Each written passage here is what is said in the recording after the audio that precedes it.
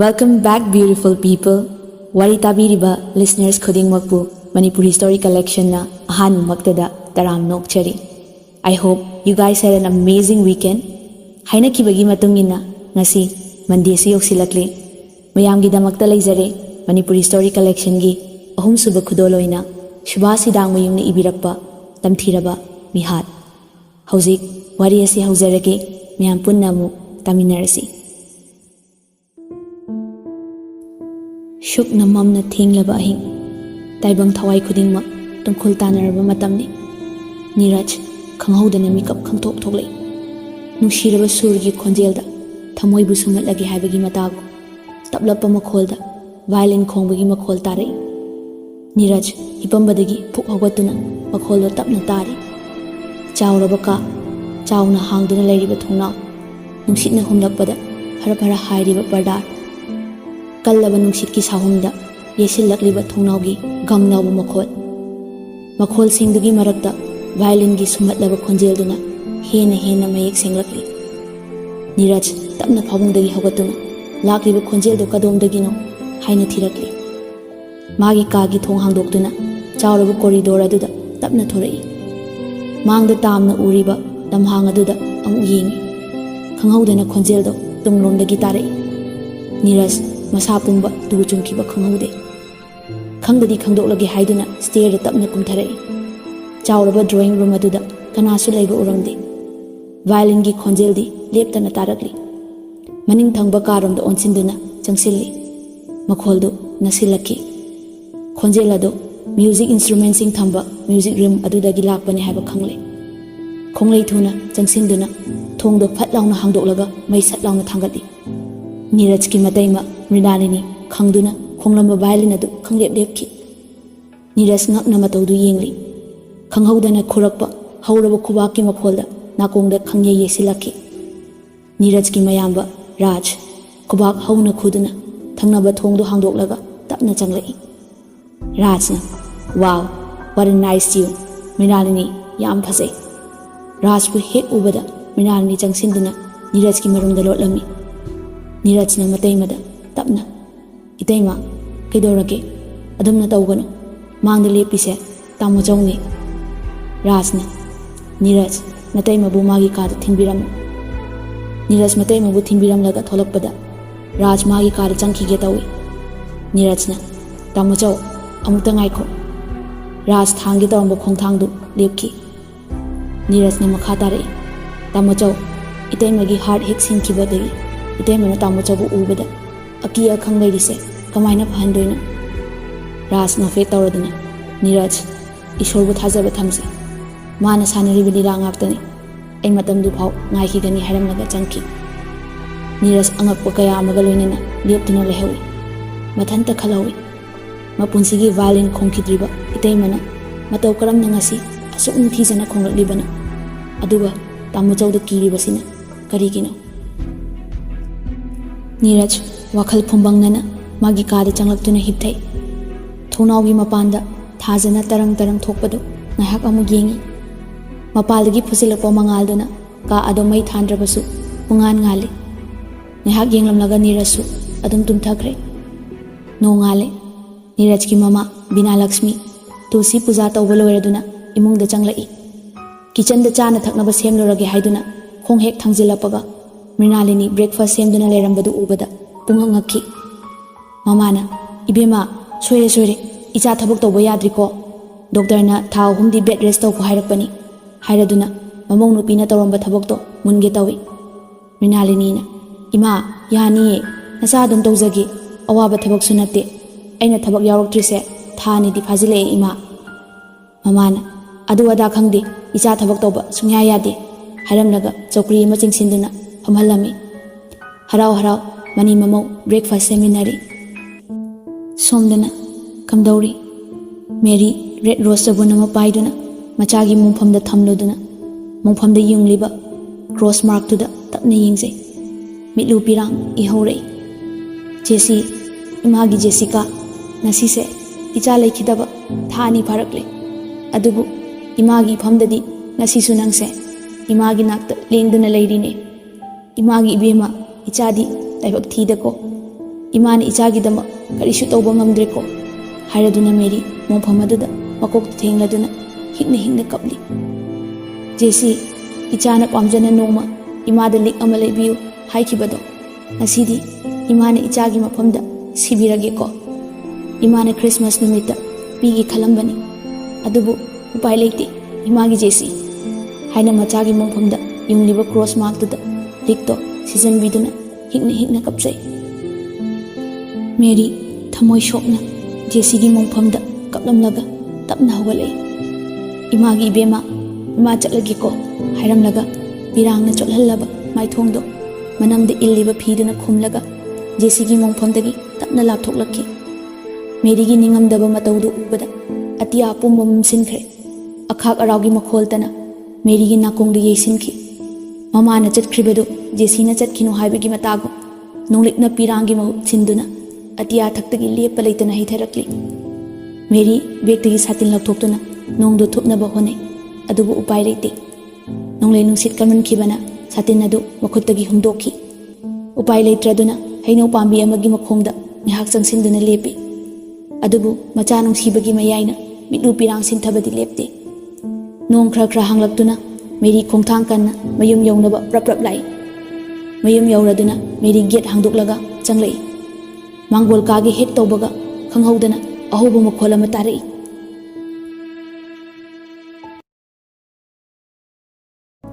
Justin खोन कलपना inspector मतम असे फनदी कुइरक्ले इचागी case असिबु अदुम थवैदना नमसिन बिख्रद्रा इचागी मिसी असिगी मतंगदा चप चाबा लंगला लंजिन अमता हाइदना तुमिने लेसिनखिबसे मपा आई खरा पेंजदे मेरी ngangnaribasingdu taraduna imungda prap prap chensinदुना मपुरैबुबु फाथरामि जस्टिन ना मखा तारई मेरी मखोना तौरिबसिबु चुमलिब्रा लेबाक असिबु ngak सेनगदबु मखोइना तुमिना थवैदना लैथोख्रिबसे करिगिनो थौदोकसे मखोइदसु थोक्लोय हाइनिङाइ लेते आई खकला इचानिङोल पोइसे मखोइदि पोक्तब्रा मपा आइङोंदा फाउरिबा इचा काइनबगी चैनासे मखोइदसु फाउरक्लोय हाइनिङाइ लेते हाइरमलगा जस्टिन इमुंगदगी सावरदुना मपान थोखि मेरी वा ngangbadi ngamjada mathanta kha chiktuna khanghawi मेरी तपना किचन द चंगई चाक थोंगनबा सेम सारी रेक मथक्ता उफुलतना थल्लबा फोटो फ्रेम अमा उरई मेरी मसा पुंबा स्वाई लाउखी फोटो दो लौथरदुना मखुता पाइरिबा फी अदुना तपना तैथोकलम फोटो दो उबदा मेरी हेना कपचकी मचा जेसीना अंगांग ओरिङैदा नमहौबा फोटोनी फोटो दो उरुरगा जेसीगी हौख्रबा मतम निंसिंग हलई इमा इमा हाइना लाउरदुना जेसी गेटगी मयुम तमना हराव हराव मखुता ट्रॉफी अमा पाइरदुना चेलई ममा मांगोंदा मशीनदा फी ताइरी मचागी मतौदु उबदा मेरी हरावने येंगसै जेसी मांगोल काखलक्तुना ममाबु कोनसिनदुना इमा आई याम हरावे अखोय स्कूलगी सॉन्ग कॉम्पिटिशन दा एना फर्स्ट ताई येंगोतु हाइदुना मखुता पाइरिबा ट्रॉफीदु ममादा उलम्मी मेरी मचागी मतौदुदा हरावजदुना मचागी मराइबक्ता नुंसीना चुपिरम्मी अदुनीदना इचा सिदे इचा चाक लाममनी इमा चाक थीरगेको जेसीना बाबा बाबा हाइना लाउरदुना इमुंगदा चेंसिनकी जेसी क्लास 11 दा काबदा ngaijaribi इंखलकलिबि लेसाबि मचा अमनी जेसी मसक मतौ फसै मरम मोई ममा मपाना हाइबि इल्ली लाइरिकता थवाई यामना यावी मागी हाइबबु हेक संगबगा इसै सक्तुना सानै महाक इसैबु याम पामजबा अंगांगनी मचागी अपामबदो खंबिरदुना ममा मपाना इसै तंबा चलहलम्मी मचागी थवाई यावबदु उबदा ममा मपानासु हराउजरम्मी जेसी बाबा बाबा हाइना लाउरदुना मपा तमना चेंसिलै मपा थबक तौदुना लेरम्मी मनिंगलोमदगी मपाबु कोनसिनदुना बाबा तू सॉन्ग कॉम्पिटिशन दा अइना फर्स्ट तारे हाइदुना मपादा ट्रॉफी उलम्मी मपाना नोकलदुना करी हाइबा इचाना फर्स्ट तारे हाइबा अदुनीदना इचासिदी हाइदुना हराउना मचागी मकोक्ता नानथबिरम्मी तंजादुदा ममाना इबेमा इमाना चाक थीरे चरा वांथो उलाओ हाइना लाउरई मपाना हाइमा इचादी चाक चाद्रि बोरे चलो चलो चाक चाथोउरो इचा चाक लाममनी जेसीना होय बाबा चारुरगे हाइरमलगा हराव हराव चेंसिनकी मचागी मतौदो मपाना हरावना येंगजहौई सोर थबेट थबेट होलदुना जेसीना इमा चाक तो मैम हापो ngasiदी याम वारे खनावसे पुंकंग कंगी ꯏꯃꯥꯅ ꯅꯨꯡꯁꯤꯅ ꯊꯤꯕꯤꯕꯗꯣ ꯉꯁꯤꯗꯤ ꯂꯣꯏꯅꯃꯛ ꯆꯥꯊꯣꯛꯀꯦ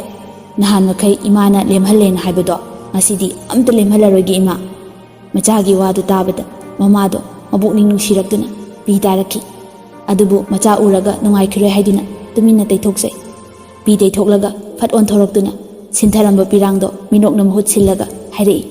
ꯆꯥꯊꯣꯛ ꯂꯣꯏꯅ ꯆꯥꯊꯣꯛꯑꯣꯀꯣ ꯑꯗꯨꯗꯤ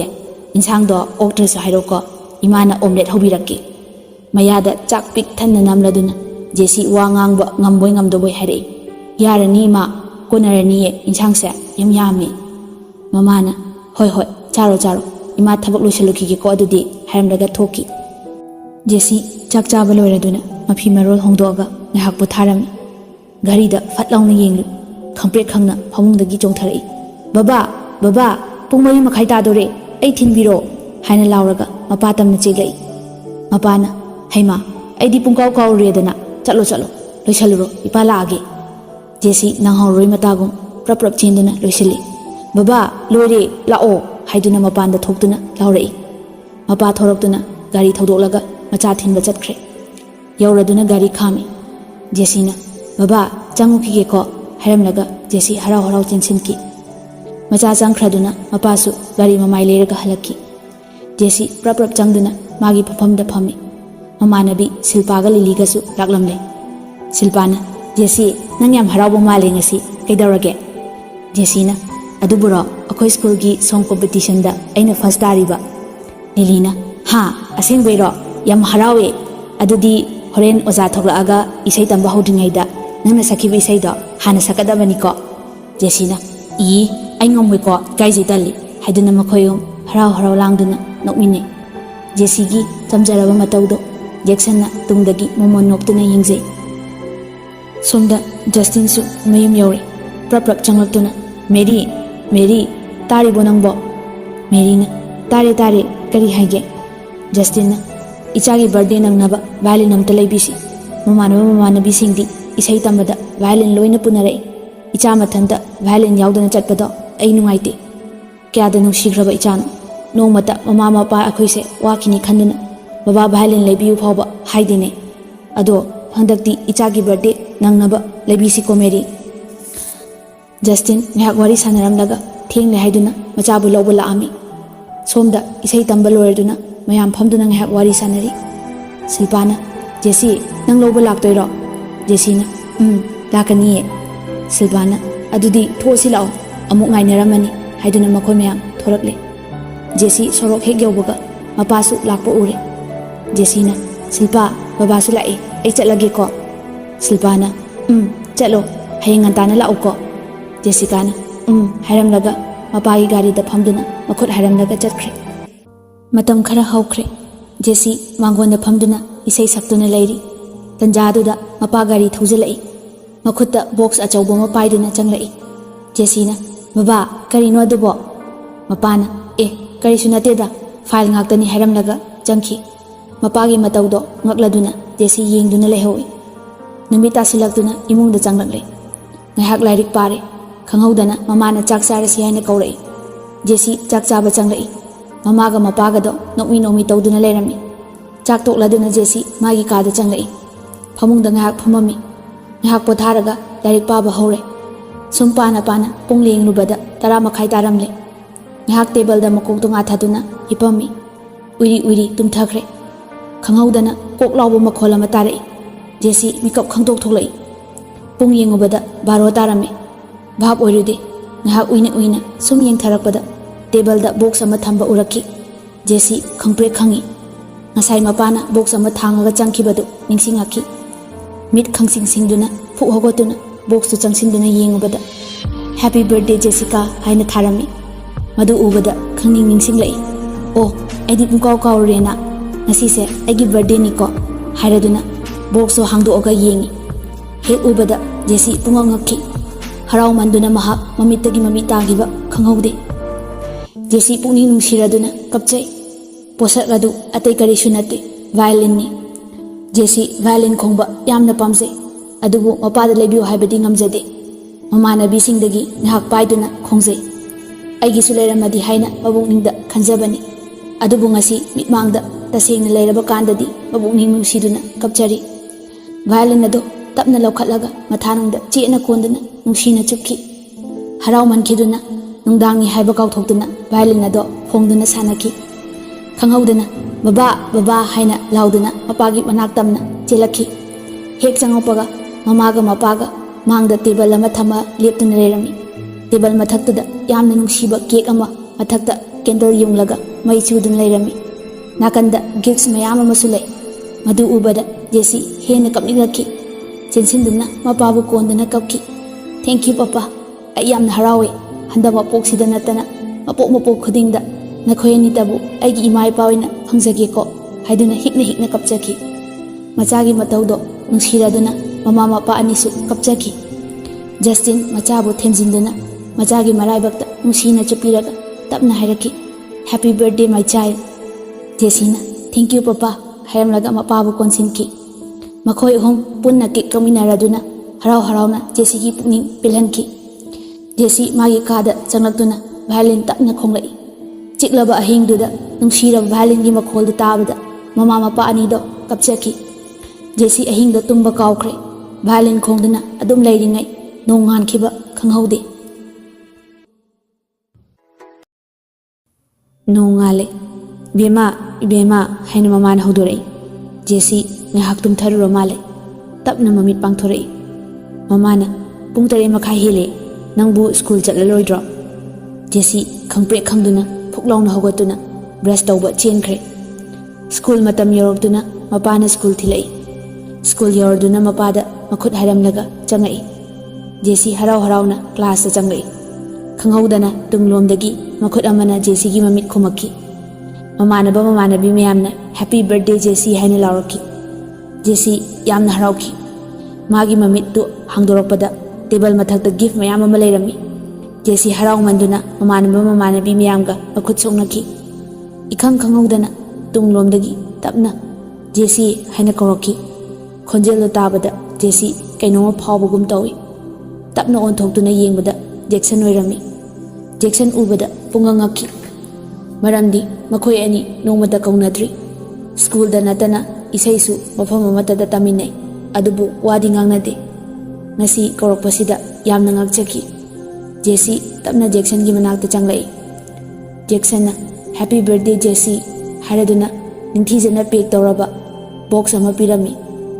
ꯖꯦꯁꯤ ꯍꯔꯥꯎꯅ ꯊꯦꯡꯛ ꯌꯨ ꯍꯥꯏꯗꯨꯅ ꯃꯈꯨꯠ ꯁꯣꯛꯑꯝꯃꯤ꯫ ꯖꯦꯁꯤ ꯅꯣꯛꯑꯝꯃꯒ ꯏꯀꯥꯏꯔꯗꯨꯅ ꯅꯣꯟꯊꯔꯒ ꯃꯥꯒꯤ ꯐꯝꯐꯝꯗ ꯆꯪꯗꯨꯅ ꯐꯝꯈꯤ꯫ ꯖꯦꯛꯁꯟ ꯆꯥꯛꯅ ꯌꯦꯡꯗꯨꯅ ꯂꯩꯖꯍꯧꯏ꯫ ꯁ꯭ꯀꯨꯜ ꯁꯨꯇꯤ ꯊꯥꯔꯗꯨꯅ ꯖꯦꯁꯤ ꯃꯌꯨꯝꯗ ꯍꯜꯂꯛꯏ꯫ ꯃꯌꯨꯝ ꯍꯦꯛ ꯌꯧꯕꯒ ꯒꯤꯐꯠꯁ ꯃꯌꯥꯝꯗꯣ ꯐꯃꯨꯡꯗ ꯊꯝꯃꯤ꯫ ꯏꯍꯥꯟ ꯍꯥꯟꯅ ꯖꯦꯛꯁꯟꯅ ꯄꯤꯔꯛꯄ ꯒꯤꯐꯠꯇꯨ ꯍꯥꯡꯗꯨꯅ ꯌꯦꯡꯖꯩ꯫ ꯖꯦꯁꯤ ꯌꯥꯝꯅ ꯍꯔꯥꯎꯈꯤ꯫ ꯊꯥꯡꯒꯠꯇꯨꯅ ꯌꯦꯡꯖꯩ꯫ ꯒꯤꯐꯠꯁꯤꯡꯗꯨ ꯃꯊꯪ ꯃꯊꯪ ꯌꯦꯡꯉꯝꯃꯤ꯫ ꯏꯁꯩ ꯇꯝꯕ ꯃꯇꯝ ꯌꯧꯁꯤꯜꯂꯛꯇꯨꯅ ꯖꯦꯁꯤ ꯍꯔꯥꯎ ꯍꯔꯥꯎ ꯆꯠꯅꯕ ꯂꯣꯏꯁꯤꯜꯂꯦ꯫ ꯃꯄꯥꯅ ꯄꯤꯔꯛꯄ ꯚꯥꯏꯂꯤꯟꯗꯨ ꯄꯦꯟꯅ ꯈꯣꯡꯖꯕ ꯐꯪꯂꯅꯤ ꯈꯜꯂꯨꯕꯗ ꯖꯦꯁꯤ ꯆꯠꯅꯤꯡꯕꯅ ꯈ꯭ꯔꯣꯛ ꯈ꯭ꯔꯣꯛ ꯈꯣꯠꯂꯤ꯫ ꯃꯄꯥ ꯂꯥꯛꯇꯨꯅ ꯊꯤꯟꯕꯤꯔꯦ꯫ ꯁꯣꯝꯗ ꯖꯦꯛꯁꯟꯗꯤ ꯖꯦꯁꯤ ꯂꯥꯛꯄ ꯉꯥꯏꯔꯤ꯫ ꯖꯦꯁꯤ ꯃꯄꯥꯒꯤ ꯃꯅꯤꯡꯗꯒꯤ ꯇꯞꯅ ꯀꯨꯝꯊꯔꯛꯏ꯫ ꯖꯦꯁꯤ ꯎꯕꯗ ꯖꯦꯛꯁꯟ ꯍꯔꯥꯎꯕꯅ ꯂꯣꯏꯈꯤ꯫ ꯖꯦꯛꯁꯟꯅ ꯄꯤꯔꯛꯄ ꯐ꯭ꯔꯣꯛꯇꯣ ꯁꯦꯠꯂꯒ ꯃꯣꯃꯣꯟ ꯃꯣꯃꯣꯟ ꯅꯣꯛꯇꯨꯅ ꯁꯝꯂꯥꯡ ꯋꯥꯏ ꯋꯥꯏ ꯍꯥꯏꯗꯨꯅ ꯖꯦꯁꯤ ꯇꯞꯅ ꯆꯪꯂꯛꯏ꯫ ꯃꯈꯨꯠꯇ ꯚꯥꯏꯂꯤꯟꯗꯨ ꯄꯥꯏꯔꯒ ꯖꯦꯁꯤ ꯍꯔꯥꯎ ꯍꯔꯥꯎ ꯆꯪꯉꯛꯏ꯫ ꯖꯦꯛꯁꯟ ꯖꯦꯁꯤꯅ ꯂꯥꯛꯄꯗꯨ ꯃꯣꯃꯣꯟ ꯅꯣꯛꯇꯨꯅ ꯌꯦꯡꯖꯩ꯫ ꯑꯗꯨꯒ ꯇꯞꯅ ꯍꯥꯏꯔꯛꯏ, ꯌꯥꯝ ꯐꯖꯩꯀꯣ ꯉꯁꯤꯗꯤ꯫ ꯖꯦꯁꯤꯅ ꯊꯦꯡꯛꯁ ꯖꯦꯛꯁꯟ꯫ ꯖꯦꯛꯁꯟꯅ ꯃꯦꯟꯁꯟ ꯅꯣꯠ, ꯅꯍꯥꯟꯈꯩꯗꯤ ꯚꯥꯏꯂꯤꯟ ꯌꯥꯎꯔꯛꯄ ꯎꯗꯦ, ꯑꯅꯧꯕꯔꯣ? ꯖꯦꯁꯤꯅ ꯕꯕꯥꯅ ꯑꯩꯒꯤ ꯕꯔꯊꯗꯦꯒꯤ ꯂꯩꯕꯤꯕꯅꯦ, ꯐꯖꯕ꯭ꯔꯥ? ꯖꯦꯛꯁꯟ ꯅꯣꯛꯐꯦꯠ ꯇꯧꯔꯒ ꯌꯥꯝ ꯐꯖꯩ ꯍꯥꯏꯔꯒ ꯃꯈꯣꯏ ꯑꯅꯤ ꯆꯪꯃꯤꯟꯅꯔꯛꯏ꯫ ꯁꯤꯜꯄꯥꯅ ꯖꯦꯁꯤ ꯚꯥꯏꯂꯤꯟ ꯑꯅꯧꯕ ꯂꯩꯔꯤꯔꯣ? ꯌꯥꯝ ꯐꯖꯩꯌꯦ, ꯌꯦꯡꯒꯦ ꯍꯥꯏꯔꯗꯨꯅ ꯖꯦꯁꯤꯒꯤ ꯃꯈꯨꯠꯇꯒꯤ ꯁꯤꯜꯄꯥꯅ ꯐꯠ ꯂꯥꯎꯅ ꯃꯨꯜꯂꯤ꯫ ꯖꯦꯁꯤꯅ ꯃꯥꯅꯦ, ꯕꯕꯥꯅ ꯉꯁꯤ ꯑꯩꯒꯤ ꯕꯔꯊꯗꯦꯒꯤ ꯂꯩꯕꯤꯕꯅꯦ꯫ ꯁꯤꯜꯄꯥ ꯋꯥꯍꯩꯗꯨ ꯇꯥꯕꯗ ꯌꯥꯝ ꯉꯛꯅ ꯁꯥꯎꯅꯤꯡꯕꯣꯏ ꯀꯩꯕꯣꯏ ꯈꯪꯂꯥꯎ ꯂꯥꯎꯔꯛꯈꯤ꯫ ꯍꯥ ꯀꯔꯤꯕ? ꯑꯗꯨꯒ ꯑꯩꯈꯣꯏꯗ ꯀꯔꯤꯝꯇ ꯍꯥꯏꯗꯣꯛꯇꯕ ꯍꯥꯏꯗꯨꯅ ꯖꯦꯁꯤꯒꯤ ꯃꯁꯥꯗ ꯄꯥꯏꯗꯨꯅ ꯀꯟꯅ ꯅꯤꯛꯑꯝꯃꯤ꯫ Okay, anyway happy birthday dear. ꯖꯦꯁꯤꯅ ꯊꯦꯡꯛꯁ꯫ ꯁꯤꯜꯄꯥꯅ ꯊꯦꯡꯛꯁꯅꯒ ꯌꯥꯔꯣꯏꯀꯣ꯫ ꯖꯦꯁꯤ ꯏꯀꯥꯏꯔꯗꯨꯅ ꯅꯣꯛꯐꯦꯠ ꯇꯧꯖꯩ꯫ ꯃꯇꯥꯡꯗꯨꯗ ꯖꯦꯛꯁꯟꯅ ꯃꯌꯥꯝ ꯀꯩꯅꯣꯝ ꯆꯥꯊꯔꯨꯔꯁꯦ ꯑꯗꯨꯗꯤ꯫ ꯁꯤꯜꯄꯥꯅ ꯍꯣꯏ ꯌꯥꯏꯌꯦ ꯚꯥꯏ, ꯆꯠꯁꯦ꯫ ꯂꯤꯂꯤꯅ ꯆꯠꯁꯦ ꯁꯔ ꯊꯣꯛꯂꯛꯇ꯭ꯔꯤꯉꯩꯗ ꯆꯦꯜꯍꯧꯔꯁꯦ ꯁꯤꯜꯄꯥꯅ ꯖꯦꯁꯤꯌꯥ ꯀꯩꯅꯣ ꯇꯨꯃꯤꯟꯅ ꯂꯩꯔꯤꯗꯨꯕꯣ ꯂꯥꯛꯑꯣ ꯁꯠ ꯁꯠ ꯖꯦꯁꯤꯅ ꯑꯁ ꯁꯔ ꯎꯈ꯭ꯔꯗꯤ ꯀꯃꯥꯏꯅ ꯇꯧꯅꯤ ꯑꯩ ꯕꯕꯥꯅ ꯆꯩꯅꯤꯌꯦ ꯀꯣꯟꯅ ꯆꯠꯂꯁꯤ ꯁꯤꯜꯄꯥ ꯑꯀꯟꯕ ꯈꯣꯟꯖꯦꯜꯗ ꯂꯥꯎꯔꯛꯏ ꯖꯦꯁꯤꯌꯥ ꯂꯥꯛꯑꯣ ꯌꯥꯝ ꯊꯨꯅ ꯇꯥꯅꯤꯡꯗꯦꯀꯣ ꯍꯥꯏꯔꯗꯨꯅ ꯂꯤꯂꯤ ꯃꯣꯏꯅꯤ ꯆꯪꯗꯨꯅ ꯆꯤꯡꯉꯒ ꯄꯨꯔꯛꯏ ꯁꯠ ꯁꯠ ꯆꯠꯁꯦ ꯁꯔ ꯎꯈ꯭ꯔꯅꯤꯌꯦ ꯖꯦꯁꯤꯅ ꯅꯣꯏꯁꯨꯕ ꯌꯥꯏꯍꯦ ꯊꯣꯡꯒꯥꯟ ꯌꯧꯔꯛꯑꯦ ꯁꯤꯜꯄꯥ ꯃꯥꯒꯤ ꯒꯥꯔꯤ ꯁ꯭ꯇꯥꯔꯠ ꯇꯧꯈ꯭ꯔꯦ ꯂꯤꯂꯤ ꯐꯟ ꯂꯥꯎꯅ ꯆꯣꯡꯈꯠꯇꯨꯅ ꯁꯤꯜꯄꯥꯒꯤ ꯃꯅꯤꯡꯗ ꯐꯝꯈ꯭ꯔꯦ ꯇꯟꯖꯥꯗꯨꯗ ꯖꯦꯛꯁꯟꯁꯨ ꯃꯥꯒꯤ ꯒꯥꯔꯤ ꯁ꯭ꯇꯥꯔꯠ ꯇꯧꯈ꯭ꯔꯦ ꯂꯤꯂꯤꯅ ꯖꯦꯁꯤ ꯅꯪ ꯖꯦꯛꯁꯟꯒ ꯂꯥꯛꯑꯣꯀꯣ ꯖꯦꯁꯤꯅ ꯂꯤꯂꯤ ꯇꯜꯂꯦ ꯅꯪ ꯑꯣꯏꯅ ꯂꯥꯛꯑꯣ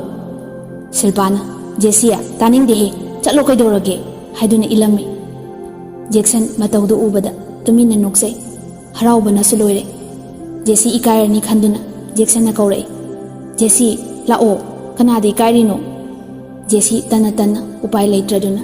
ꯖꯦꯛꯁꯟꯒꯤ ꯃꯅꯤꯡꯗ ꯍꯩꯇ ꯀꯥꯈꯠꯂꯤ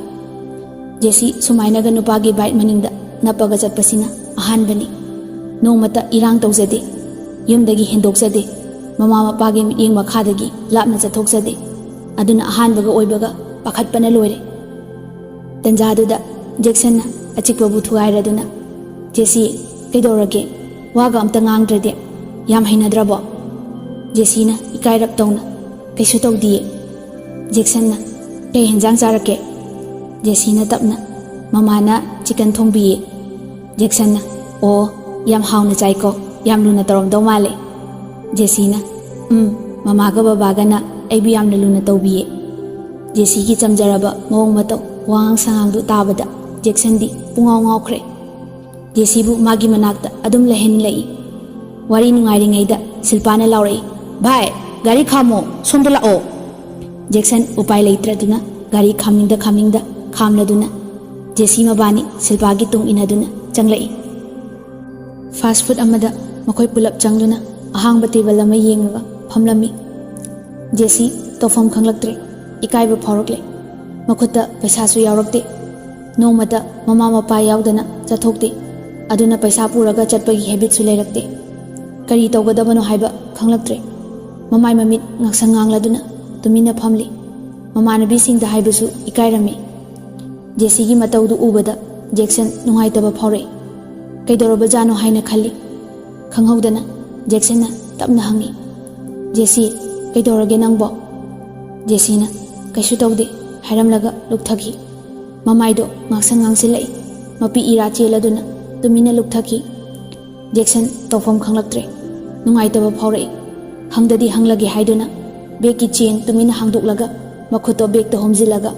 ꯄꯦꯄꯔ ꯃꯅꯤꯡ ꯑꯃꯗ ꯀꯣꯂꯣꯝ ꯑꯃ ꯂꯧꯔꯒ ꯀꯔꯤꯅꯣ ꯈꯔ ꯏꯔꯤ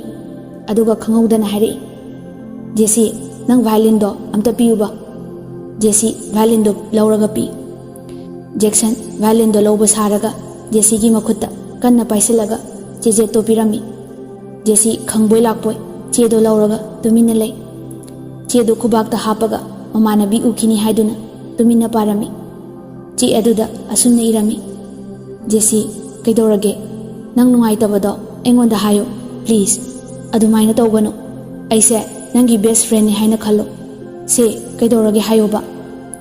ꯖꯦꯁꯤ ꯋꯥꯗꯨ ꯇꯥꯕꯗ ꯃꯕꯨꯛꯅꯤꯡꯗ ꯍꯔꯥꯎꯖꯈꯤ ꯃꯇꯧ ꯀꯔꯝꯅ ꯍꯥꯏꯅꯤ ꯈꯟꯕꯗ ꯏꯀꯥꯏꯕꯁꯨ ꯐꯥꯎꯏ ꯖꯦꯁꯤ ꯄꯟꯊꯕ ꯇꯧꯗꯅ ꯃꯥꯒꯤ ꯕꯦꯒ ꯍꯥꯡꯗꯨꯅ ꯗꯥꯏꯔꯤꯗꯩ ꯆꯦꯖꯦꯠ ꯑꯃ ꯁꯦꯠꯂꯒ ꯕꯦꯒ ꯃꯅꯨꯡꯗ ꯄꯣꯠ ꯊꯤꯕ ꯁꯥꯔꯒ ꯇꯞꯅ ꯏꯔꯛꯏ ꯍꯦꯛ ꯂꯣꯏꯕꯒ ꯃꯈꯥꯗ ꯐꯠ ꯂꯥꯎꯅ ꯊꯥꯗꯩ ꯖꯦꯛꯁꯟꯁꯨ ꯄꯟꯊꯕ ꯇꯧꯗꯅ ꯁꯠ ꯂꯥꯎꯅ ꯈꯨꯝꯒꯠꯂꯤ ꯐꯣꯟ ꯃꯦꯠꯄ ꯁꯥꯔꯒ ꯆꯦꯗꯣ ꯐꯣꯟꯗ ꯊꯝꯗꯨꯅ ꯇꯞꯅ ꯄꯥꯏ ꯑꯩ ꯌꯥꯝꯅ ꯏꯀꯥꯏꯔꯦ ꯃꯌꯥꯝ ꯃꯃꯥꯡꯗ ꯑꯩ ꯈꯨꯠꯇ ꯄꯩꯁꯥ ꯑꯝꯇ ꯌꯥꯎꯔꯛꯇꯦ ꯁꯨꯃꯥꯏꯅ ꯊꯣꯛꯀꯅꯤ ꯍꯥꯏꯕ ꯍꯥꯟꯅ ꯈꯪꯉꯨꯗꯕꯅ ꯕꯕꯥꯗꯒꯤꯁꯨ ꯂꯧꯍꯧꯗ꯭ꯔꯦ ꯑꯩ ꯌꯥꯝꯅ ꯏꯀꯥꯏꯔꯦ ꯍꯥꯏꯗꯨꯅ ꯏꯔꯝꯃꯤ ꯖꯦꯛꯁꯟ ꯌꯥꯝꯅ ꯅꯨꯡꯉꯥꯏꯔꯛꯇ꯭ꯔꯦ ꯖꯦꯁꯤꯅ ꯐꯥꯎꯔꯝꯒꯗꯕ ꯏꯀꯥꯏꯕꯗꯣ ꯃꯉꯣꯟꯗꯁꯨ ꯆꯞ ꯆꯥꯅ ꯐꯥꯎꯔꯛꯏ ꯇꯟꯖꯥꯗꯨꯗ ꯀꯩꯅꯣ ꯑꯩꯈꯣꯏ ꯇꯨꯃꯤꯟꯅ ꯁꯨꯝ ꯐꯝꯗꯨꯅ ꯂꯩꯔꯤꯁꯤꯕꯣ ꯀꯔꯤꯝ ꯆꯥꯔꯔꯣꯏꯁꯤ ꯍꯥꯏꯔꯣ ꯍꯥꯏꯅ ꯁꯤꯜꯄꯥꯅ ꯑꯌꯥꯛꯄ ꯈꯣꯟꯖꯦꯜꯗ ꯈꯣꯡꯊꯔꯛꯏ ꯖꯦꯛꯁꯟ ꯇꯟꯖꯥ ꯂꯧꯗꯨꯅ ꯆꯥꯗ꯭ꯔꯗꯤ ꯀꯩꯅꯣ ꯉꯁꯤꯗꯤ ꯖꯦꯁꯤꯅ ꯇ꯭ꯔꯤꯠ ꯇꯧꯗꯣꯏꯅꯤ ꯅꯠꯇ꯭ꯔ ꯖꯦꯁꯤ ꯍꯥꯏꯗꯨꯅ ꯖꯦꯁꯤꯗ ꯃꯤꯆꯤ ꯇꯛ ꯂꯥꯎꯅ ꯈꯥꯁꯤꯜꯂꯤ ꯖꯦꯁꯤ ꯃꯤꯆꯤꯗꯣ ꯃꯥꯌꯣꯛꯅꯕ ꯉꯝꯗ꯭ꯔꯗꯨꯅ ꯐꯠ ꯂꯥꯎꯅ ꯂꯨꯞꯊꯈꯤ ꯖꯦꯛꯁꯟ ꯃꯥꯒꯤ ꯄꯔꯁꯇꯒꯤ ꯇꯨꯃꯤꯟꯅ ꯄꯩꯁꯥ ꯂꯧꯊꯣꯛꯂꯒ ꯄꯥꯏꯔꯤ ꯇꯟꯖꯥ ꯌꯦꯡꯗꯨꯅ जेसीगी बैग तो लामलगा तुमिन्ना पैसादो हापचिलगा अमुक थमखी वेटर हाइना कौरगा हगसनकी जैक्सन की मतौदो उबदा जेसी यामनी इकाइकी बैग तो तुमिन्ना येंगी 500 नोट्स मरी यावरमकी जैक्सन की चमजरबा मतौदो उबदा जेसी इकाई नुसी याने माबू मथमोइदा तुमिन्ना थागतसे जैक्सन सट अमुक फमथरअगा हरे मैम कैसा से हाइनो लिलीना एदी मोमो चानीको शिल्पाना ऐसु अदुगा नूडल्सु चानी जेसी नंगदी जेसीना याम तपना मैम ना चासे हाइबदो अदुम यारे जैक्सन नाकंद लेपीबो वेटर दुदा ओनसिलगा आ मोमो प्लेट मरी नूडल्स प्लेट अनिगा एप्पल शेक मरीगा खिता थुबिरोको हाइरगा सोमदा ओनसिलक्तुना अमु वारी सानरामी जेसी इकाइबना लोरे करी थागत वाही हाइगदबनो खंगद्रे तुमिना उंगागा लेरिंगैदा चानबा पुरकले शिल्पाना मयाम चानबा लाबनिना चारसिको जेसिया नंग याम तल्ले वासु अमता ngang तुमिना दुमले ऐदी याद्रे मांगदा खिल्लबनिना चाबा हौरे हे जैक्सन प्लेट अमा लौदुना जेसीदा लांबिरामी मयाम चाबा लोरदुना बिल लाकले जेसी बिलदो येंगलगा इकाइरब तौना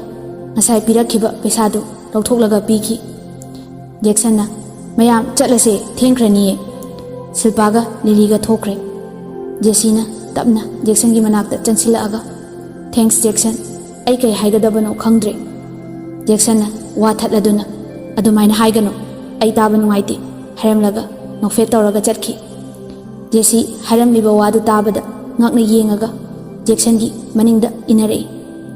जैक्सन गाड़ी स्टार्ट तौख्रे जेसी तोंखलो लाओ चलसे जेसीना चलसे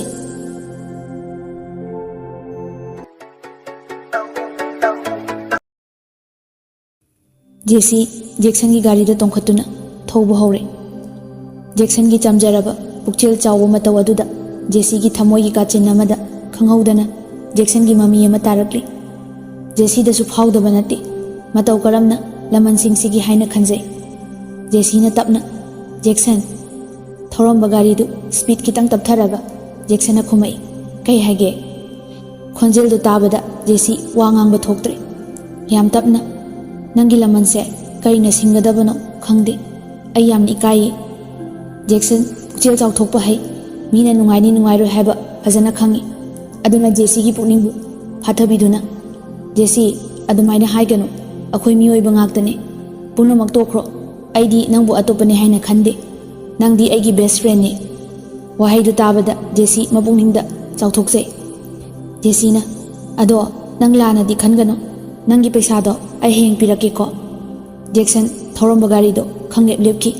अदुगा सौरपना जेसी आइबु इकाइबा पीरिब्रा मरुप अमा ओइबगी इचमजमना हाइरमलगा जैक्सन वा ngang तुमिना लैख्रे जेसीना आइबु लाना उगनो जैक्सन फरे नंगना याद्रदी आई उमन हाइरोइबा से गाड़ी थौरो जैक्सन गाड़ी अमु थौबो हौरे जेसीना साउगनुको जेसी की ओइनजब मोंगदा तपना खोथुमलबा खोंजेलदा येइदुना थोलकपा खोंथांगदुदा जैक्सन दी पुंगाव ngawki मथमोइदा जेसीबु नुंसिरई अदु मतौ करमना हाइनी खनबदा तोफोम खंगदे साउदेदा कईगी साउदोइनो अदो नंगी फोन नंबर पिरमो जेसीना ए आई फोन दी पाइदिए जेसी अंगांग मचागुमना ममा मपागी तंपाकता नाउथी सादुना अदुम लेजै नोमता फोन की वाखलसु खल्लुदे अदुबु ngasiदी खंगौदना अमुक्ता चोंखिद्रिबा मिहुनमा कन्ना चोंखलकली खुदक्ता लेसाबी फारकपगुम तौरई खंगौदना गाड़ी खामगा जैक्सन तपना ओंथोरक्तुना हाइरई नखुतो पिरो जेसी स्वाई लाउकी जैक्सन कोलोम अमा लौथोकलगा जेसी की मखुत मागी नंबर इरमी अदुगा मखा तारई नंगी मरुप अमने खल्लदी नंगना संगबा कांदा फोन तौरओ वाहाइदो ताबदा जेसी नुंसिबा पोई असुमना गाड़ी लेपतना थौरकपना music school you're खितंग चथोकलगा bus stand अमदा गाड़ी दु खामलमी शिल्पागा लिलीगदी अदुम चटख्रे जैक्सनना जेसी कमाई तौदोइनो बाबा लोबा लाकद्रा जेसीना लाकनिए अदो सुतीसु थानरक्त्रि बाबा लाकपना हालनिए जेसी इकाइना चलो हाइबदी ngamjade जैक्सन जेसीना पाखतपदो खंगलदुना ꯑꯗꯨꯗꯤ ꯑꯩ ꯆꯠꯈ꯭ꯔꯒꯦꯀꯣ ꯐꯖꯅ ꯉꯥꯏꯌꯨꯀꯣ ꯍꯌꯦꯡ ꯁ꯭ꯀꯨꯜꯗ ꯊꯦꯡꯅꯔꯁꯤ ꯖꯦꯁꯤꯅ ꯅꯣꯛꯂꯒ ꯈꯨꯝꯖꯩ ꯖꯦꯛꯁꯟꯅ ꯑꯗꯨꯗꯤ ꯆꯠꯂꯒꯦꯀꯣ ꯖꯦꯁꯤꯅ ꯂꯩꯍꯧꯔꯒꯦ ꯐꯖꯅ ꯆꯠꯂꯨꯀꯣ ꯖꯦꯛꯁꯟ ꯃꯈꯨꯠ ꯍꯥꯏꯔꯝꯂꯒ ꯊꯧꯈ꯭ꯔꯦ ꯖꯦꯁꯤꯅ ꯖꯦꯛꯁꯟꯅ ꯒꯥꯔꯤ ꯊꯧꯈꯤꯕꯗꯨ ꯌꯦꯡꯗꯨꯅ ꯂꯩꯍꯧꯏ ꯉꯥꯏꯍꯥꯛ ꯌꯦꯡꯗꯨꯅ ꯂꯩꯔꯤꯉꯩꯗ ꯖꯦꯁꯤꯅ ꯃꯄꯥ ꯂꯥꯛꯄ ꯎꯔꯦ ꯈꯤꯇꯪ ꯊꯣꯛꯂꯒ ꯁꯣꯔꯣꯛ ꯃꯇꯥꯏꯗ ꯃꯄꯥ ꯎꯅꯕ ꯂꯦꯞꯄꯝꯃꯤ ꯃꯄꯥꯅ ꯒꯥꯔꯤ ꯊꯧꯖꯤꯜꯂꯛꯇꯨꯅ ꯉꯁꯤꯗꯤ ꯁꯨꯇꯤ ꯉꯜꯂꯤꯅ ꯖꯦꯁꯤꯅ ꯕꯕꯥ ꯍꯥꯏꯗꯨꯅ ꯒꯥꯔꯤꯗ ꯇꯣꯡꯈꯠꯂꯤ ꯑꯁꯨꯝꯅ ꯃꯄꯥꯒꯤ ꯒꯥꯔꯤꯗ ꯇꯣꯡꯅ ꯇꯣꯡꯅ ꯍꯧꯖꯤꯛ ꯉꯥꯏꯍꯥꯛꯀꯤ ꯃꯃꯥꯡꯗ ꯊꯣꯛꯈꯤꯕ ꯄꯨꯟꯁꯤꯗ ꯑꯃꯨꯛꯇ ꯊꯣꯛꯈꯤꯗ꯭ꯔꯤꯕ ꯃꯪꯒꯨꯝꯂꯕ ꯊꯧꯗꯣꯛꯇꯣ ꯅꯤꯡꯁꯤꯡꯗꯨꯅ ꯃꯤꯠꯃꯥꯡꯗ ꯁꯪꯁꯪ ꯎꯔꯤ ꯑꯁꯨꯝ ꯃꯪꯗꯨꯅ ꯂꯥꯛꯄꯅ ꯃꯌꯨꯝ ꯌꯧꯈꯤꯕ ꯈꯪꯍꯧꯗꯦ ꯒꯥꯔꯤ ꯈꯥꯝꯅ ꯐꯥꯎꯕ ꯖꯦꯁꯤ ꯃꯪꯗꯨꯅ ꯂꯩ ꯃꯄꯥꯅ ꯏꯕꯦꯝꯃ ꯌꯨꯝ ꯌꯧꯔꯦ ꯀꯨꯝꯃꯣꯗꯅ ꯖꯦꯁꯤ ꯈꯪꯕꯣꯏ ꯂꯥꯛꯄꯣꯏ ꯍꯥ ꯌꯨꯝ ꯌꯧꯔꯦꯕ ꯍꯥꯏꯔꯝꯂꯒ ꯏꯀꯥꯏꯔꯗꯨꯅ ꯒꯥꯔꯤꯗꯒꯤ ꯐꯟ ꯂꯥꯎꯅ ꯆꯣꯡꯊꯔꯒ ꯏꯃꯨꯡꯗ ꯆꯦꯟꯁꯤꯟꯈꯤ ꯃꯄꯥꯅ ꯀꯔꯤꯅꯣꯅꯦ ꯃꯁꯤ ꯑꯉꯥꯡꯁꯤꯕꯣ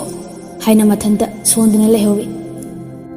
ꯖꯦꯁꯤ ꯏꯃꯨꯡꯗ ꯆꯦꯟꯁꯤꯟꯗꯨꯅ ꯃꯥꯒꯤ ꯐꯃꯨꯡꯗ ꯍꯤꯞꯄꯝꯃꯤ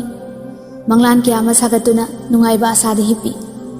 ꯁꯨꯞꯅꯒꯤ ꯄꯨꯡ ꯈꯔ ꯑꯗꯨꯗ ꯖꯦꯛꯁꯟꯅ ꯃꯥꯒꯤ ꯊꯃꯣꯏꯕꯨ ꯄꯨꯡꯁꯨꯝ ꯁꯨꯝꯈ꯭ꯔꯦ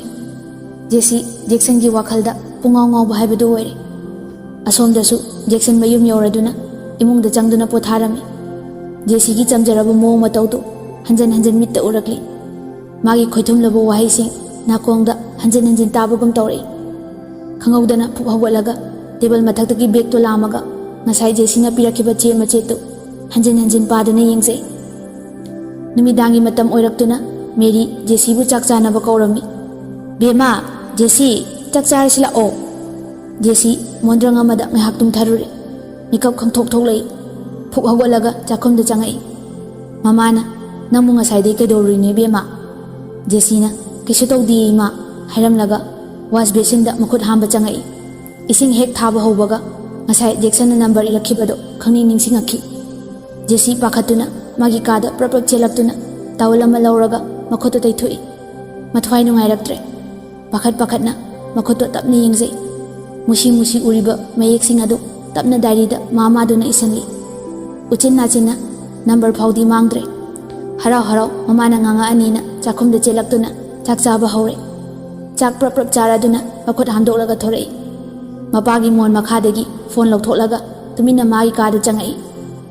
ꯄꯟꯊꯕ ꯇꯧꯗꯅ ꯖꯦꯛꯁꯟꯗ ꯀꯣꯜ ꯇꯧꯔꯝꯃꯤ ꯖꯦꯛꯁꯟꯅ ꯍꯜꯂꯣ ꯖꯦꯁꯤ ꯈꯣꯟꯖꯦꯜꯗ ꯇꯥꯕꯗ ꯄꯥꯈꯠꯄꯅ ꯂꯣꯏꯔꯦ ꯍꯜꯂꯣ ꯍꯜꯂꯣ ꯖꯦꯁꯤꯅ ꯍꯜꯂꯣ ꯆꯥꯛ ꯆꯥꯔꯕꯣ ꯖꯦꯛꯁꯟꯅ ꯖꯦꯁꯤ ꯆꯥꯔꯦ ꯅꯪꯗꯤ ꯖꯦꯁꯤ ꯌꯥꯝ ꯉꯛꯅ ꯅꯪꯗꯤ ꯑꯩꯅꯦ ꯍꯥꯏꯕ ꯀꯃꯥꯏꯅ ꯈꯪꯉꯤꯕ ꯖꯦꯛꯁꯟ ꯅꯣꯛꯐꯦꯠ ꯇꯧꯔꯗꯨꯅ ꯑꯩ ꯅꯪꯅ ꯐꯣꯟ ꯇꯧꯔꯛꯀꯅꯤ ꯍꯥꯏꯕ ꯊꯥꯖꯩꯌꯦ ꯑꯗꯨꯅ ꯌꯥꯝ ꯂꯥꯏꯅ ꯅꯪꯅꯤ ꯍꯥꯏꯕ ꯈꯪꯉꯤ ꯖꯦꯁꯤꯅ ꯑꯣ ꯑꯗꯨꯒꯤ ꯑꯣꯏꯔꯦ ꯇꯟꯖꯥꯗꯨꯗ ꯈꯪꯍꯧꯗꯅ ꯃꯃꯥ ꯆꯪꯉꯛꯏ ꯖꯦꯁꯤ ꯄꯥꯈꯠꯇꯨꯅ ꯐꯣꯟ ꯀꯛꯊꯠꯂꯤ ꯃꯦꯔꯤ ꯃꯆꯥꯒꯤ ꯃꯅꯥꯛꯇ ꯆꯪꯉꯛꯇꯨꯅ ꯐꯝꯃꯤ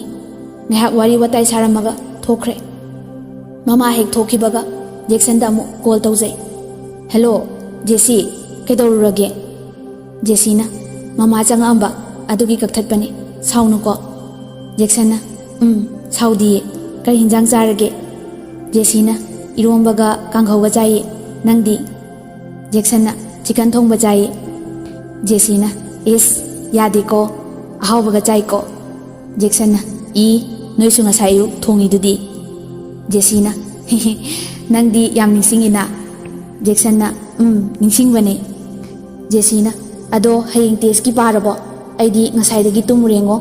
ꯃꯃꯥꯅ ꯆꯥꯛ ꯆꯥꯔꯁꯦꯅ ꯍꯧꯗꯣꯔꯛꯏꯅꯦ ꯖꯦꯛꯁꯟꯅ ꯍꯌꯦꯡ ꯇꯦꯁ ꯂꯩꯀꯣ ꯑꯩꯗꯤ ꯄꯨꯡꯀꯥꯎ ꯀꯥꯎꯔꯦ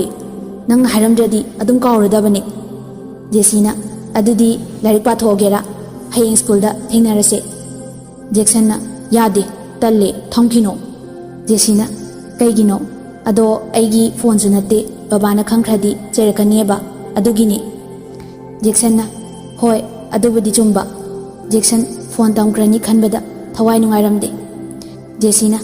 ꯑꯗꯨꯗꯤ ꯂꯥꯏꯔꯤꯛ ꯄꯥꯊꯣꯛꯑꯣ ꯍꯌꯦꯡ ꯊꯦꯡꯅꯔꯁꯤ ꯊꯝꯃꯒꯦꯀꯣ ꯖꯦꯛꯁꯟꯅ ꯍꯣꯏ ꯖꯦꯁꯤꯅ bye take care good night ꯖꯦꯛꯁꯟꯅ ꯒꯨꯗ ꯅꯥꯏꯠ ꯖꯦꯁꯤ ꯐꯣꯟ ꯊꯝꯈ꯭ꯔꯦ ꯖꯦꯛꯁꯟ ꯐꯃꯨꯡꯗ ꯂꯣꯡꯅ ꯍꯤꯞꯇꯨꯅ ꯍꯔꯥꯎꯕꯅ ꯐꯤꯗꯤꯡ ꯆꯣꯡꯉꯤ फोन अमु चुप्पी मोन कोंदना जेसीबु निंगसिंगली जेसीसु सोमदा चप माने थमोइदा जेक्सनबु नुसीबगी मयोन अमा कन्ना चोंखलकली हराव हराव फोन दगी जेक्सन की नंबर कक्थलगा मपादा फोन पिरमी मागी कादा अमु चांगतुना लाइरिक पाबा हौरे नेहाक अमु पारगा जेक्सन पिरखिबा हेंगर दा यादुना लैरिबा फ्रॉक तो अमु येंगजे जेक्सन बु अमु निंगसिंगी लाइरिक अमु पारी लाइरिक पाबा लोसलकपदा पुंग येंगुबदा 11 तारमे तुमगे हाइदुना फाबुंदा चंगी मिट हेक उशनबगा जेक्सन फटलाउना चोंथोरे जेसी खंप्रे खंगदुना मिट फट पांगथोई मोमोन नोकजे मथंता मथमोइदा हाइजे कइनो ngasi aina tawrisibo aibu leisabi haido pharaba jala khangawdana thamoida ihol ama pharo isibu kadomdagi oiba janu haiduna mathanda angawbigu murum sonje asomdana jection di direct mangda thamaga mangduna leiri mit mangdana lairiki mahutta jesi gi sakta moina uri magi gari maningda jesi na phamduna wari sanaduna chatkibadu ningsingduna adum leire ahingduna tumni haiba kauduna jesi gi wakhalda adumak lenki asumna makoini school da amadi music tamfamda nomata tana thanaramdi makoini gi marisu hena chesilaki Jackson na jesi bu nungshibadi nomagi sum hengalaki adubu phongdopadi ngamjade matam khara hawkhre winter su phajana changsilaktuna ingba hore Christmas kitang ngaire haiduna jesi Christmas numita surprise oina violin khonge khanduna anawba tune ama kanna semli inglaba ahing aduda makhota violin paiduna akiba amata khangdana jesi magi kagi thonau mayada thaja mahabu yenglaga violin khongli asomdasu Jackson jesi gi wakhalda tumba yaramde Christmas nimita jesi da thamoigi aningba apamba phongdoklagi khaiduna chap yungna lepkhre khanghaudana jesi gi birthday nimita jesi na makhota violin paiduna lakpadu mita urei panthaba tawdana Jackson magi kagi table mathakta laiba violin du paikhatli aduga rek tagi overcoat ama lauraga disali magi kagi thongdo tapna hangduklaga mapanda piktak toba corridor aduda thoroktuna wall mapada leptuna ahing aduda mapan gi drisya singdo mathang yenglei tapna atia thakta yengkhatlu thaja mahaksu tarang inglaba ningthamgi ulen lakta madom tumin leptuna leirami ahing adugi achikpadu thugairaduna jesi gi wakhalda mit wisanduna makhota violin chetna paiduna khonglei mitbangda jesi natana kanasu uramdi magi violin gi nushiraba surda jesi na jagoi sabagum mitta sangsang urai mathanta sonjai jesi ai nangbu thamoi sengna nungsi aingonda phawri base asumna nangsu phawdabra ai nangi wakhalda pura angau bhaibadu oire Christmas nimita nangi namangda leptuna thamogi apambase fonglagi nang yabiu ko jesi mapalgi inglaba nungsit aduda akiba amata yaudana ahingdo jesi gi wakhalda violin khonglaga mapanda thariba sawaduda famduna lenki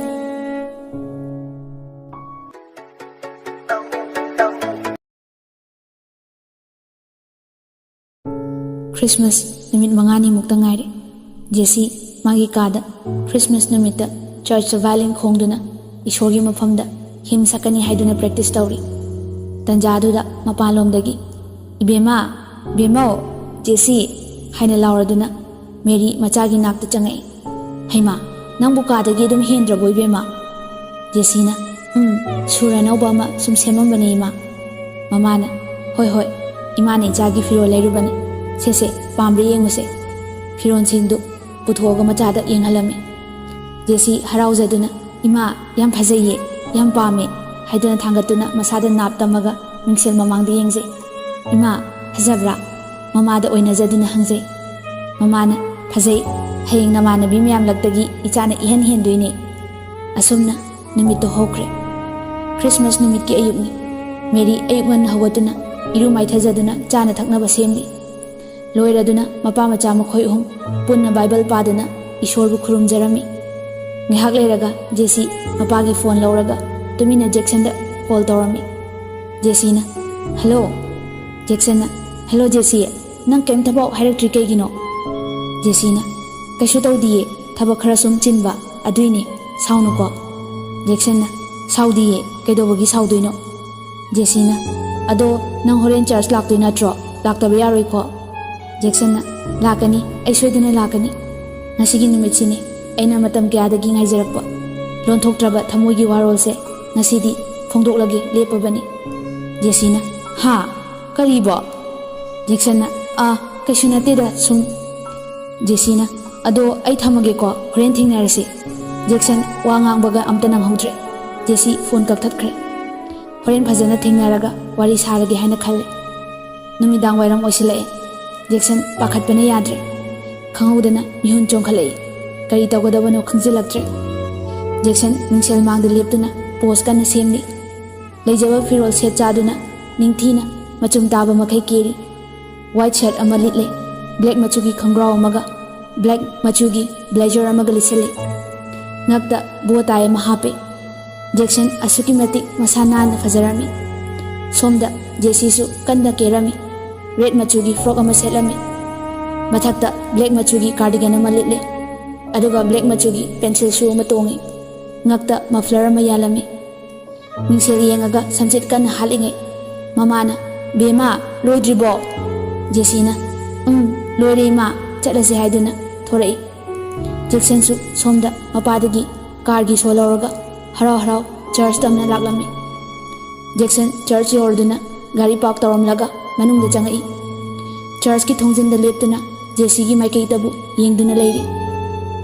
Jackson मखुते रोज सबुन अमा पाइदुना जेसी बु ngairi खंगौदे लुक्थारुरगा नोंखलपदा लाइगी मचागुमना निंगथीरबी पुंगनमक्तगी हेंथोइरबी जेसी लापना गेटतगी चंगलकपदा उरे Jackson मिफम होंबा ngamkhide असुमना निंगथीना केदुना Lakpa हाना मुक्तफा उखिद्री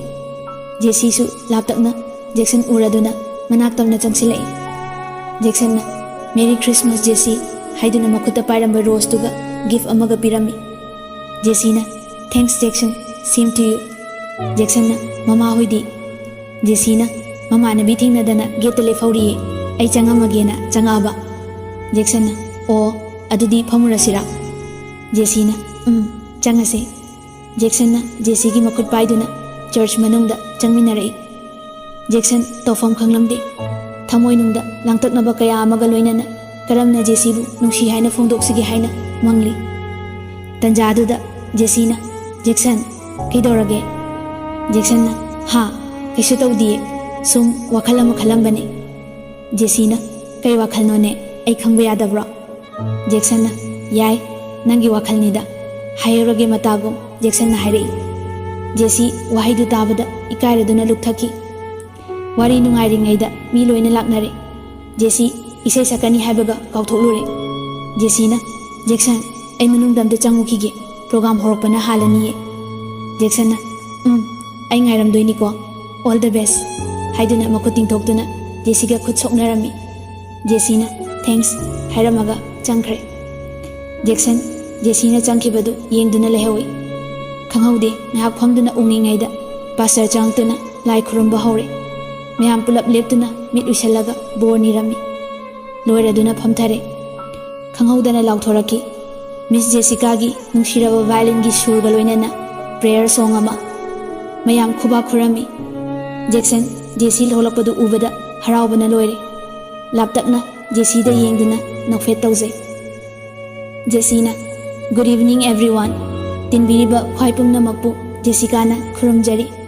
आइगी पुंसिगी अहानबा इसैनी मयामदा खुदोल तमजगदोरिबासी सोइखिबा लानखिबा यारसु ख्वाइखिबिकना ngakpigani जेसीगी चमजरबा वांगदु ताबदा लांगamba मयाम पुंगनमक Tumin Tumin लेनकी जेसी मखुता violin पाइदुना मिट उइसंदुना खोंबा हौरकी नुंसिरबा खोंजेलदा जेसी इसै सकलै मागी खोंजेल मागी सुरदा ताबदा तिलिबा मिपुंग खुदिंगमकी थमोय सुमहतकी लेपा लेतना खोंगलकिबा वायलिनगी नुंसिरबा सुरदु ताबदा अहल लमन पुंगनमक ममितगी मपी ताकी जेसी इसै सकपा लोइरदुना थैंक यू हारमगा चंखरे तिलंबा मयाम पुंगनमक खुबाक हौना खुदुना जेसीबु पुनिंग थौगतपिकी जैक्सन फमंबदगी हौगतलगा जेसी थिरकली जेसी थोलकदबा लंबीदुदा लेप्तुना लै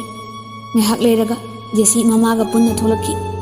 जेसी लापदु उरदुना जैक्सन मोमो नोक्चै जेसीना ममादा ओनसिंदुना इमा आइने हे हे पनबा ꯑꯩꯒꯤ ꯏꯃꯥꯟꯅꯕ ꯖꯦꯛꯁꯟ ꯍꯥꯏꯅ ꯑꯃ ꯂꯩ ꯍꯥꯏꯕꯗꯣ ꯃꯍꯥꯛ ꯑꯁꯤꯅꯤ꯫ ꯃꯃꯥꯅ ꯑꯣ ꯏꯆꯥꯁꯦ ꯒ꯭ꯌꯥꯟ ꯌꯥꯝ ꯇꯥꯔꯝꯒꯗꯕ ꯃꯥꯜꯂꯤ꯫ ꯃꯃꯥꯒꯤ ꯋꯥꯍꯩꯗꯨ ꯇꯥꯕꯗ ꯖꯦꯛꯁꯟ ꯅꯣꯛꯐꯦꯠ ꯇꯧꯖꯩ꯫ ꯃꯃꯥꯅ ꯑꯃꯨꯛ ꯃꯈꯥ ꯇꯥꯔꯛꯏ, ꯏꯕꯨꯡꯉꯣ ꯏꯃꯥ ꯄꯥꯕꯨꯡꯗꯤ ꯁꯨꯅ ꯂꯩꯔꯤꯀꯣ? ꯖꯦꯛꯁꯟꯅ ꯑꯧ ꯏꯃꯥ ꯂꯩꯖꯔꯤ ꯍꯥꯏꯕ ꯇꯥꯔꯦ꯫ ꯃꯃꯥꯅ ꯐꯔꯦ ꯐꯔꯦ ꯑꯗꯨꯗꯤ ꯏꯃꯥ ꯑꯁꯣꯝꯗ ꯑꯃꯨꯛꯇ ꯆꯪꯉꯨꯈꯤꯒꯦꯀꯣ꯫ ꯖꯦꯁꯤ ꯅꯪ ꯃꯔꯨꯞꯀ ꯐꯝꯃꯤꯟꯅꯍꯧꯀꯣ꯫ ꯖꯦꯁꯤꯅ ꯑꯧ ꯏꯃꯥ ꯍꯥꯏꯗꯨꯅ ꯃꯈꯣꯏꯅꯤ ꯂꯩꯍꯧꯔꯦ꯫ ꯖꯦꯛꯁꯟꯅ ꯖꯦꯁꯤ ꯑꯁꯣꯝ ꯒꯥꯔꯗꯦꯟ ꯔꯣꯝꯗ ꯐꯝꯃꯨꯁꯤꯔꯥ? ꯖꯦꯁꯤꯅ ꯌꯥꯏꯌꯦ ꯆꯠꯁꯦ꯫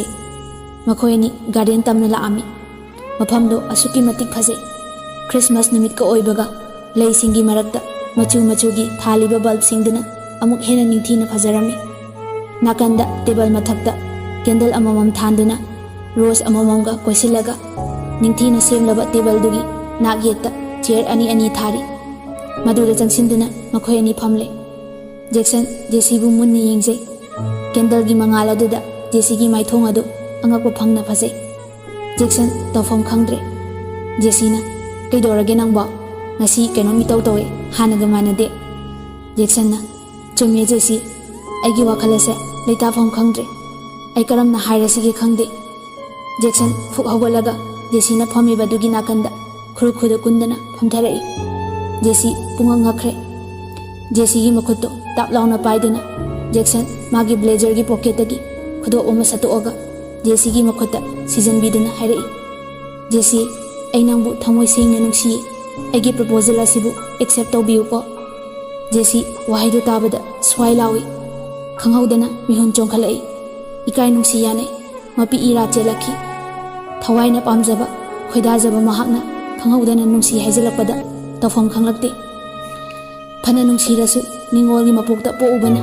ꯑꯄꯥꯝꯕ ꯑꯅꯤꯡꯕ ꯍꯥꯏꯕ ꯉꯝꯖꯔꯝꯗꯦ꯫ ꯃꯄꯤ ꯇꯞꯅ ꯇꯞꯅ ꯁꯤꯟꯊꯔꯛꯂꯤ꯫ ꯈꯥꯡꯕ ꯉꯝꯂꯛꯇ꯭ꯔꯗꯨꯅ ꯐꯝꯃꯝꯕꯗꯒꯤ ꯍꯧꯒꯠꯇꯨꯅ ꯆꯦꯜꯂꯛꯈꯤ꯫ ꯖꯦꯁꯤꯒꯤ ꯃꯇꯧꯗꯨ ꯎꯕꯗ ꯖꯦꯛꯁꯟ ꯅꯨꯡꯉꯥꯏꯔꯛꯇ꯭ꯔꯦ꯫ ꯃꯤꯠꯂꯨ ꯄꯤ ꯏꯔꯥ ꯆꯦꯜꯂꯛꯏ꯫ ꯖꯦꯛꯁꯟ ꯐꯨꯛ ꯍꯧꯒꯠꯇꯨꯅ ꯖꯦꯁꯤ ꯇꯝꯅ ꯇꯥꯟꯅꯔꯛꯂꯤ꯫ ꯑꯗꯨꯒ ꯀꯧꯖꯩ, ꯖꯦꯁꯤ ꯖꯦꯁꯤ ꯉꯥꯏꯈꯣ, ꯀꯥꯏꯗꯅꯣ? ꯖꯦꯛꯁꯟ ꯇꯧꯐꯝ ꯈꯪꯂꯝꯗꯦ꯫ ꯖꯦꯁꯤꯅ ꯆꯠꯈꯤꯕ ꯂꯝꯕꯤ ꯇꯝꯅ ꯏꯟꯅꯔꯛꯂꯤ꯫ ꯖꯦꯛꯁꯟ ꯖꯦꯁꯤꯕꯨ ꯀꯟꯅ ꯀꯧꯖꯩ, ꯖꯦꯁꯤ ꯖꯦꯁꯤ ꯉꯥꯏꯈꯣꯕꯁꯦ꯫ ꯑꯗꯨꯕꯨ ꯖꯦꯁꯤꯗꯤ ꯇꯧꯐꯝ ꯈꯪꯗꯗꯨꯅ ꯇꯥꯔꯁꯨ ꯇꯥꯗꯕ ꯁꯥꯗꯨꯅ ꯃꯌꯥꯝ ꯃꯔꯛꯇ ꯆꯦꯟꯁꯤꯟꯈ꯭ꯔꯦ꯫ ꯖꯦꯛꯁꯟ ꯎꯄꯥꯏ ꯂꯩꯈꯤꯗꯦ꯫ ꯃꯁꯥ ꯃꯊꯟꯇ ꯋꯥꯔꯧꯖꯩ꯫ ꯀꯔꯤ ꯅꯨꯡꯒꯤ ꯍꯥꯏꯔꯨꯕꯅꯣ ꯍꯥꯏꯅ ꯁꯣꯟꯖꯩ꯫ ꯃꯊꯟꯇ ꯅꯤꯡꯉꯝꯗꯕ ꯐꯥꯎꯖꯔꯛꯏ꯫ ꯑꯗꯨꯕꯨ ꯈꯣꯡꯊꯥꯡꯗꯤ ꯂꯦꯞꯇꯦ꯫ ꯖꯦꯁꯤꯅ ꯆꯠꯄ ꯈꯣꯡꯊꯥꯡꯗꯨ ꯇꯝꯅ ꯂꯥꯛꯂꯤ꯫ ꯖꯦꯁꯤ ꯆꯦꯟꯁꯤꯟꯗꯨꯅ ꯃꯃꯥꯒꯤ ꯃꯅꯥꯛꯇ ꯇꯨꯃꯤꯟꯅ ꯐꯝꯃꯝꯃꯤ꯫ ꯃꯕꯨꯛꯅꯤꯡꯗ ꯃꯁꯥꯅ ꯇꯧꯔꯤꯁꯦ ꯀꯔꯤꯅꯣ ꯈꯟꯕꯗ ꯅꯨꯡꯉꯥꯏꯖꯔꯝꯗꯦ꯫ ꯖꯦꯛꯁꯟꯅ ꯃꯥꯕꯨ ꯋꯥꯔꯧꯔꯝꯃꯅꯤ ꯍꯥꯏꯅ ꯈꯟꯖꯩ꯫ ꯑꯗꯨꯕꯨ ꯄꯨꯛꯅꯤꯡꯒꯤ ꯋꯥꯗꯤ ꯍꯥꯏꯖꯕ ꯉꯝꯂꯝꯗꯦ꯫ ꯖꯦꯛꯁꯟ ꯏꯀꯥꯏꯒꯤ ꯋꯥꯡꯃ ꯂꯥꯟꯅ ꯊꯥꯡꯖꯜꯂꯨꯔꯕ ꯈꯣꯡꯊꯥꯡꯅꯤ ꯍꯟꯗꯣꯛꯂꯔꯣꯏ ꯃꯇꯥꯒꯨꯝ ꯖꯦꯁꯤꯒꯤ ꯅꯥꯛꯇ ꯆꯪꯁꯤꯟꯗꯨꯅ ꯐꯝꯃꯝꯃꯤ꯫ ꯖꯦꯛꯁꯟꯅ ꯖꯦꯁꯤ ꯀꯩꯒꯤꯅꯣ ꯇꯨꯃꯤꯟꯅ ꯆꯠꯈ꯭ꯔꯤꯗꯣ? ꯑꯩꯕꯨ ꯌꯥꯝ ꯋꯥꯔꯧꯔꯕ꯭ꯔꯣ? ꯖꯦꯁꯤ ꯀꯔꯤꯝꯇ ꯈꯨꯝꯗꯦ꯫ ꯇꯨꯃꯤꯟꯅ ꯂꯨꯞꯊꯔꯒ ꯑꯗꯨꯝ ꯂꯩ꯫ ꯖꯦꯛꯁꯟꯅ ꯃꯈꯥ ꯇꯥꯔꯛꯏ, ꯖꯦꯁꯤ ꯋꯥ ꯑꯃꯇꯗꯤ ꯍꯥꯏꯌꯨꯗ, ꯅꯪꯅ ꯇꯨꯃꯤꯟꯅ ꯂꯩꯔꯒ ꯑꯩꯅ ꯀꯩ ꯈꯪꯗꯣꯏꯅꯣ? ꯑꯩꯅ ꯍꯥꯏꯔꯤꯁꯦ ꯌꯥꯝ ꯀꯥꯏꯔꯕ꯭ꯔꯥ? ꯖꯦꯁꯤ ꯃꯄꯤ ꯏꯔꯥ ꯆꯦꯜꯂꯛꯏ꯫ ꯆꯤꯟꯕꯥꯟꯗ ꯀꯔꯤꯃꯠꯇ ꯍꯥꯏꯖꯕ ꯉꯝꯗ꯭ꯔꯁꯨ ꯊꯃꯣꯏꯗꯗꯤ ꯅꯨꯡꯁꯤ ꯍꯥꯏꯅ ꯈꯨꯝꯂꯤ꯫ ꯖꯦꯛꯁꯟ ꯏꯀꯥꯏ ꯅꯨꯡꯁꯤ ꯌꯥꯅꯩ꯫ ꯈꯪꯍꯧꯗꯅ ꯃꯈꯨꯠꯇ ꯃꯐꯤ ꯇꯥꯔꯛꯈꯤ꯫ ꯖꯦꯛꯁꯟ ꯖꯦꯁꯤꯒꯤ ꯃꯈꯨꯠꯇ ꯀꯟꯅ ꯄꯥꯏꯁꯤꯜꯂꯝꯃꯒ ꯐꯨꯛ ꯍꯧꯒꯠꯇꯨꯅ ꯊꯣꯛꯂꯛꯏ꯫ ꯊꯃꯣꯏꯗꯤ ꯃꯆꯦꯠ ꯇꯥꯅ ꯀꯥꯏꯔꯛꯂꯤ꯫ ꯈꯪꯍꯧꯗꯅ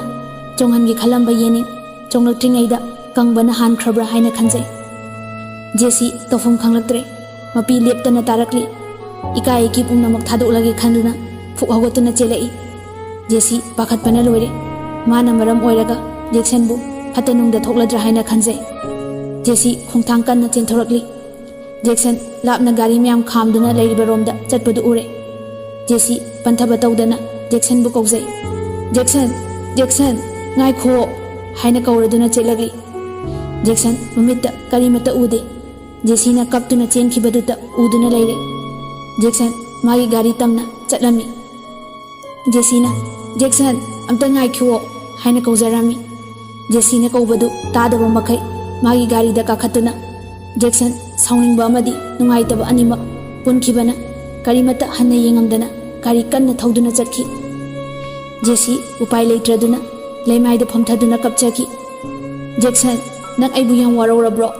amta ngai kho please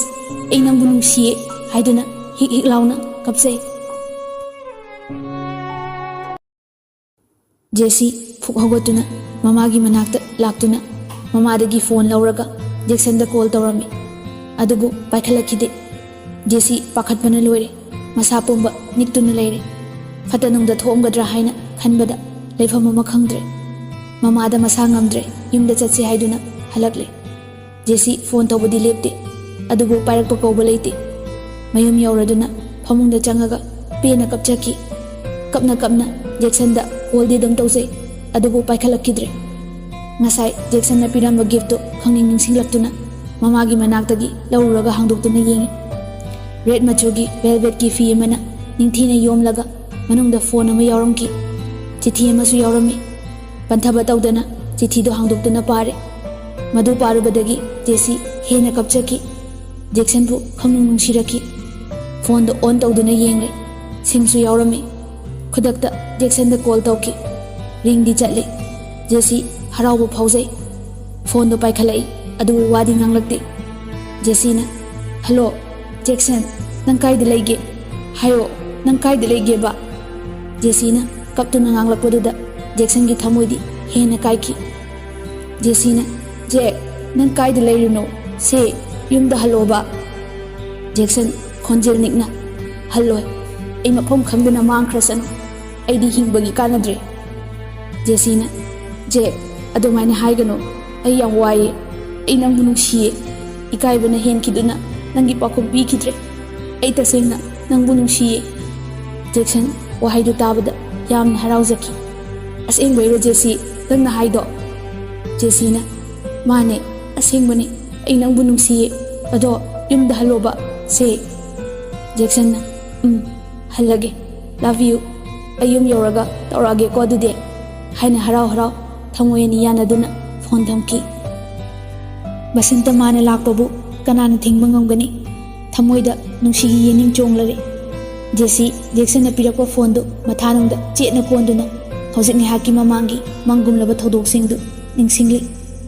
thamoida Jackson gi nungsibetana thankhre tanjaduda mamana chak charasi thingi haina kaurai Jesse pung yenglubada numidangi pung 9 makhai taramle Jackson na phone tawpa ngai boina chakcha thokluragi khanduna chakcha ba changai somda Jackson su nungaiba manglanda yumda khara thuna yauradi haiduna gari kanna thawrakli Jackson mitta Jesse natana atopa amata uramde Jesse bu magi oijabu phanglani haiduna harau mayu meke tamna lakli Isor mahaksu angakpani kayada harau lejariba thamoy anibu karamba mahakki changyengno tawningliba Jackson asagi manglan kaya masagatuna manglan amada gari kanna thawrakli karimata ude mitta gari thauri haibasu kauthopagum tawri Jackson gari thauri haiba khangning ningsinglaktuna yenglubada mangda cycle ama phaina thaujelaki Jackson kokchaubi kaki tawfam khangdre gari kanna thawbana break phabasu nangaroi haina upai leitraduna khudakta hanna yengdana gari mamai leithoki adubu upai lekhide laibak thibana nakanda leramba retaining wall amada thomjinki somda Jesse chakanna jari khanghaudana pambom jongkhalaki masada kainoma phauki adubu thoina khanjilude chakchaba toe mamaga thaba ingkhang khara losin dinaramaga magi kari changlai pung yenglubada 8 minute 35 chatlamne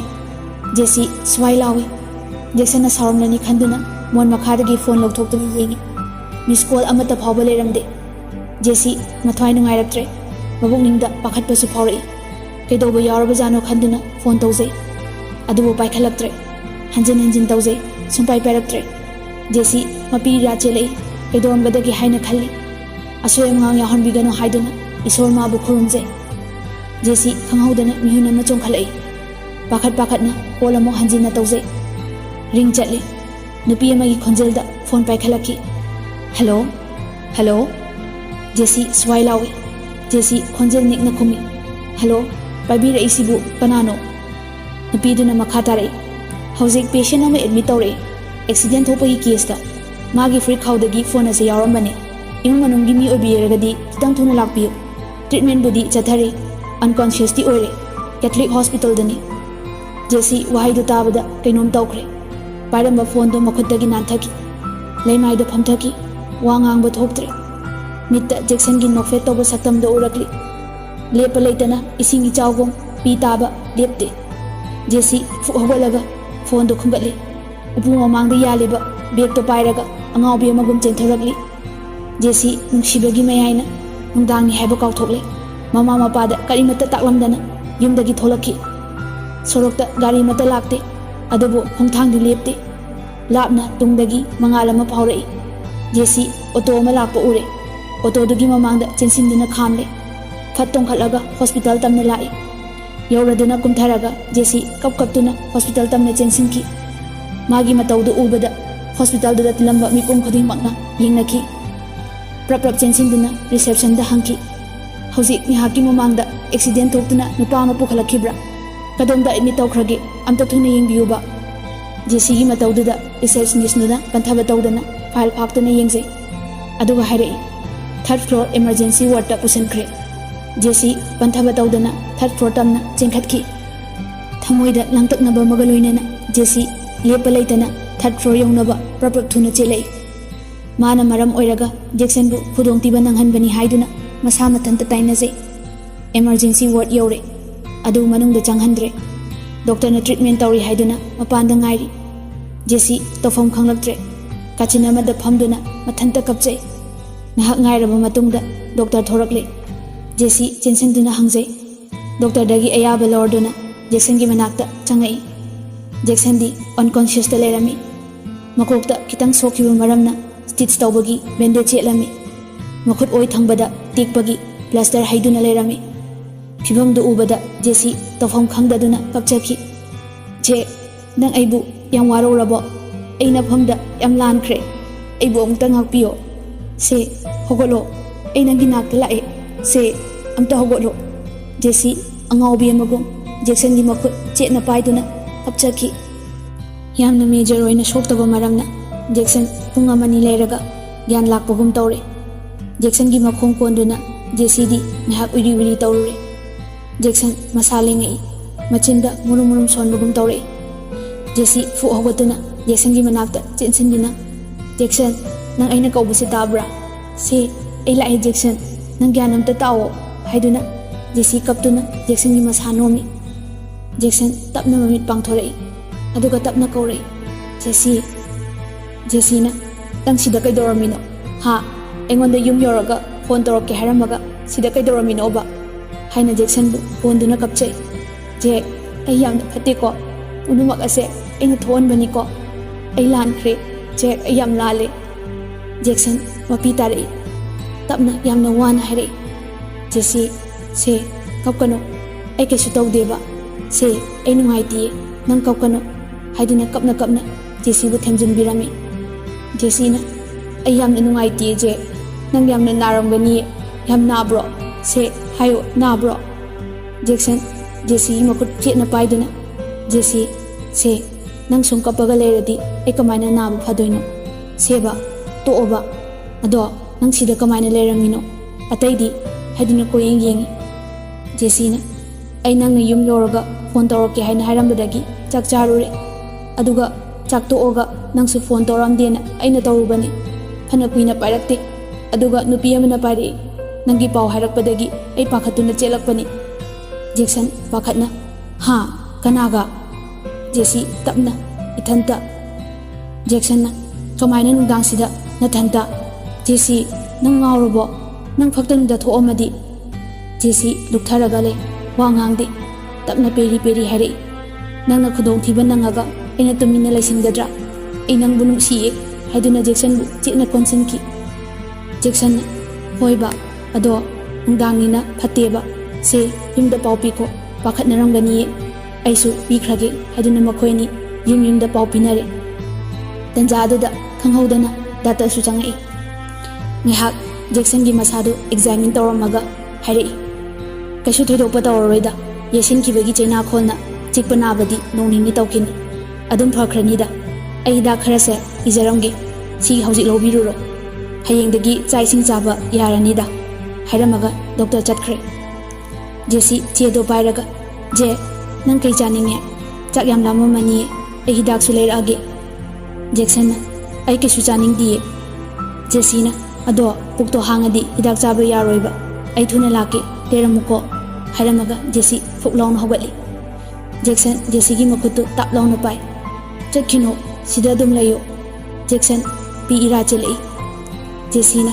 ꯊꯨꯅ ꯂꯥꯛꯀꯦꯕ ꯑꯩ ꯀꯩꯁꯨ ꯆꯠꯂꯣꯏꯌꯦ ꯍꯥꯏꯔꯗꯨꯅ ꯖꯦꯛꯁꯟꯒꯤ ꯃꯔꯥꯏꯕꯛꯇ ꯅꯨꯡꯁꯤꯅ ꯆꯨꯞꯄꯝꯃꯒ ꯊꯣꯛꯈꯤ ꯖꯦꯛꯁꯟꯅ ꯖꯦꯁꯤ ꯖꯦꯛꯁꯟꯅ ꯆꯠꯂꯨꯀꯣ ꯅꯪꯅꯦ ꯃꯤ ꯐꯠꯇꯕ ꯑꯃꯨꯛ ꯊꯦꯡꯅꯅꯤꯀꯣ ꯍꯥꯏꯅ ꯂꯥꯎꯗꯨꯅ ꯄꯥꯈꯠꯅ ꯂꯩꯍꯧꯏ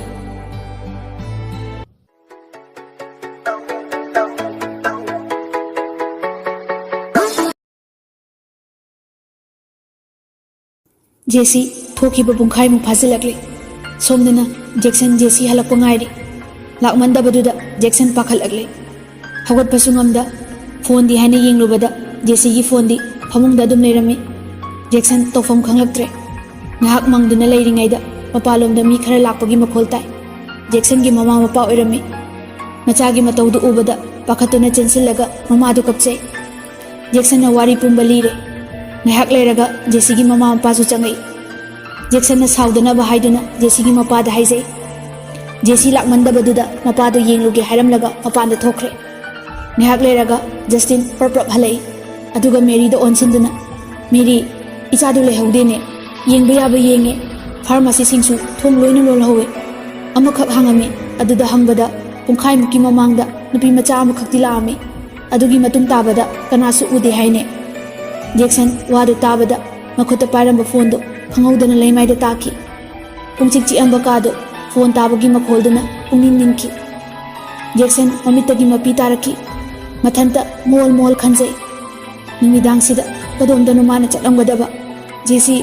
ꯅꯪꯕꯨ ꯀꯗꯥꯏꯗ ꯂꯩꯕꯒꯦ ꯂꯥꯛꯑꯣꯒꯕ ꯍꯧꯖꯤꯛꯇ ꯏꯅꯥꯛꯇ ꯂꯦꯡꯗꯅ ꯂꯩꯔꯅꯤ ꯍꯥꯏꯔꯝꯕꯗꯥꯏꯅꯦ ꯁꯦ ꯂꯥꯛꯑꯣ ꯀꯩꯒꯤꯅꯣ ꯑꯩꯕꯨ ꯑꯁꯨꯛ ꯋꯥꯍꯜꯂꯤꯕ ꯖꯦꯛꯁꯟ ꯃꯊꯃꯣꯏꯗ ꯃꯊꯟꯇ ꯁꯣꯟꯖꯩ ꯃꯌꯥꯝ ꯂꯣꯏꯅ ꯄꯥꯈꯠꯅꯔꯦ ꯃꯦꯔꯤ ꯂꯦꯞꯄꯝꯕꯗꯒꯤ ꯂꯩꯃꯥꯏꯗ ꯐꯝꯊꯈꯤ ꯃꯦꯔꯤꯒꯤ ꯃꯇꯧꯗꯨꯗ ꯖꯦꯛꯁꯟꯒꯤ ꯃꯃꯥꯅ ꯆꯪꯁꯤꯟꯗꯨꯅ ꯊꯦꯝꯖꯤꯟꯕꯤ ꯃꯄꯥ ꯑꯅꯤꯗꯨ ꯆꯠꯂꯒ ꯌꯦꯡꯉꯨꯔꯁꯦ ꯍꯥꯏꯗꯨꯅ ꯊꯣꯛꯂꯛꯂꯦ ꯄꯟꯊꯕ ꯇꯧꯗꯅ ꯄ꯭ꯔꯞ ꯀꯨꯝꯊꯔꯛꯏ ꯃꯟꯖꯨꯅꯔꯕ ꯐꯤꯖꯣꯜꯗ ꯃꯀꯣꯏ ꯃꯔꯥꯡ ꯏꯆꯣꯝ ꯆꯣꯝꯕ ꯅꯨꯄꯥ ꯑꯃꯅ ꯏꯆꯥꯒꯤ ꯊꯋꯥꯏꯁꯦ ꯑꯝꯇ ꯀꯟꯕꯤꯌꯨ ꯍꯥꯏꯗꯨꯅ ꯃꯀꯣꯛꯇ ꯐꯤꯅ ꯍꯥꯏꯐꯦꯠ ꯀꯨꯞꯄꯒ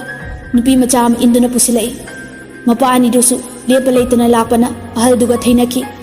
ꯅꯨꯄꯤ ꯃꯆꯥꯗꯨꯒꯤ ꯃꯈꯨꯠꯇꯨ ꯐꯦꯔꯦ ꯐꯦꯔꯦ ꯍꯥꯏꯗꯨꯅ ꯂꯦꯞꯄ ꯂꯩꯇꯅ ꯏꯟꯁꯤꯜꯂꯛꯏ ꯈꯪꯍꯧꯗꯅ ꯃꯈꯨꯠꯇꯨ ꯖꯁꯇꯤꯟꯒꯤ ꯃꯈꯨꯠꯇ ꯍꯥꯏꯐꯦꯠ ꯊꯦꯡꯉꯛꯈꯤ ꯖꯁꯇꯤꯟ ꯃꯁꯥ ꯄꯨꯝꯕ ꯇꯨ ꯆꯨꯡꯈꯤ ꯍꯥꯏꯐꯝ ꯈꯪꯗꯕ ꯑꯃ ꯐꯥꯎꯔꯛꯏ ꯋꯥꯈꯜꯗ ꯆꯤꯡꯅꯔꯞ ꯇꯧꯖꯩ ꯑꯗꯨꯕꯨ ꯑꯍꯜ ꯑꯗꯨꯅ ꯄꯟꯊꯕ ꯇꯧꯗꯅ ꯅꯨꯄꯤ ꯃꯆꯥ ꯑꯗꯨꯕꯨ ꯃꯅꯨꯡꯗ ꯏꯟꯁꯤꯟꯈꯤ ꯃꯄꯥ ꯑꯅꯤꯗꯨ ꯐꯥꯔꯃꯥꯁꯤꯔꯣꯝꯗ ꯑꯃꯨꯛꯀ ꯍꯟꯅ ꯆꯦꯟꯁꯤꯟꯗꯨꯅ ꯌꯦꯡꯖꯩ ꯅꯥꯀꯜ ꯈꯤꯇꯪ ꯊꯩꯗꯣꯛꯂꯒ ꯒꯥꯔꯤ ꯈꯥꯝꯂꯝꯃꯤꯕ ꯔꯣꯝꯗꯨꯗ ꯍꯤꯗꯥꯛ ꯈꯔꯒ ꯑꯆꯥꯄꯣꯠ ꯈꯔꯒ ꯇꯥꯕꯗꯨ ꯎꯔꯦ ꯖꯁꯇꯤꯟ ꯄꯥꯈꯠꯄꯅ ꯍꯥꯏꯐꯝ ꯈꯪꯗꯦ ꯆꯪꯁꯤꯟꯗꯨꯅ ꯈꯨꯝꯒꯠꯂꯤ ꯍꯤꯗꯥꯛꯁꯤꯡꯗꯨꯒꯤ ꯃꯔꯛꯇ ꯗꯣꯛꯇꯔꯅ ꯏꯕ ꯆꯦ ꯌꯥꯎꯔꯝꯃꯤ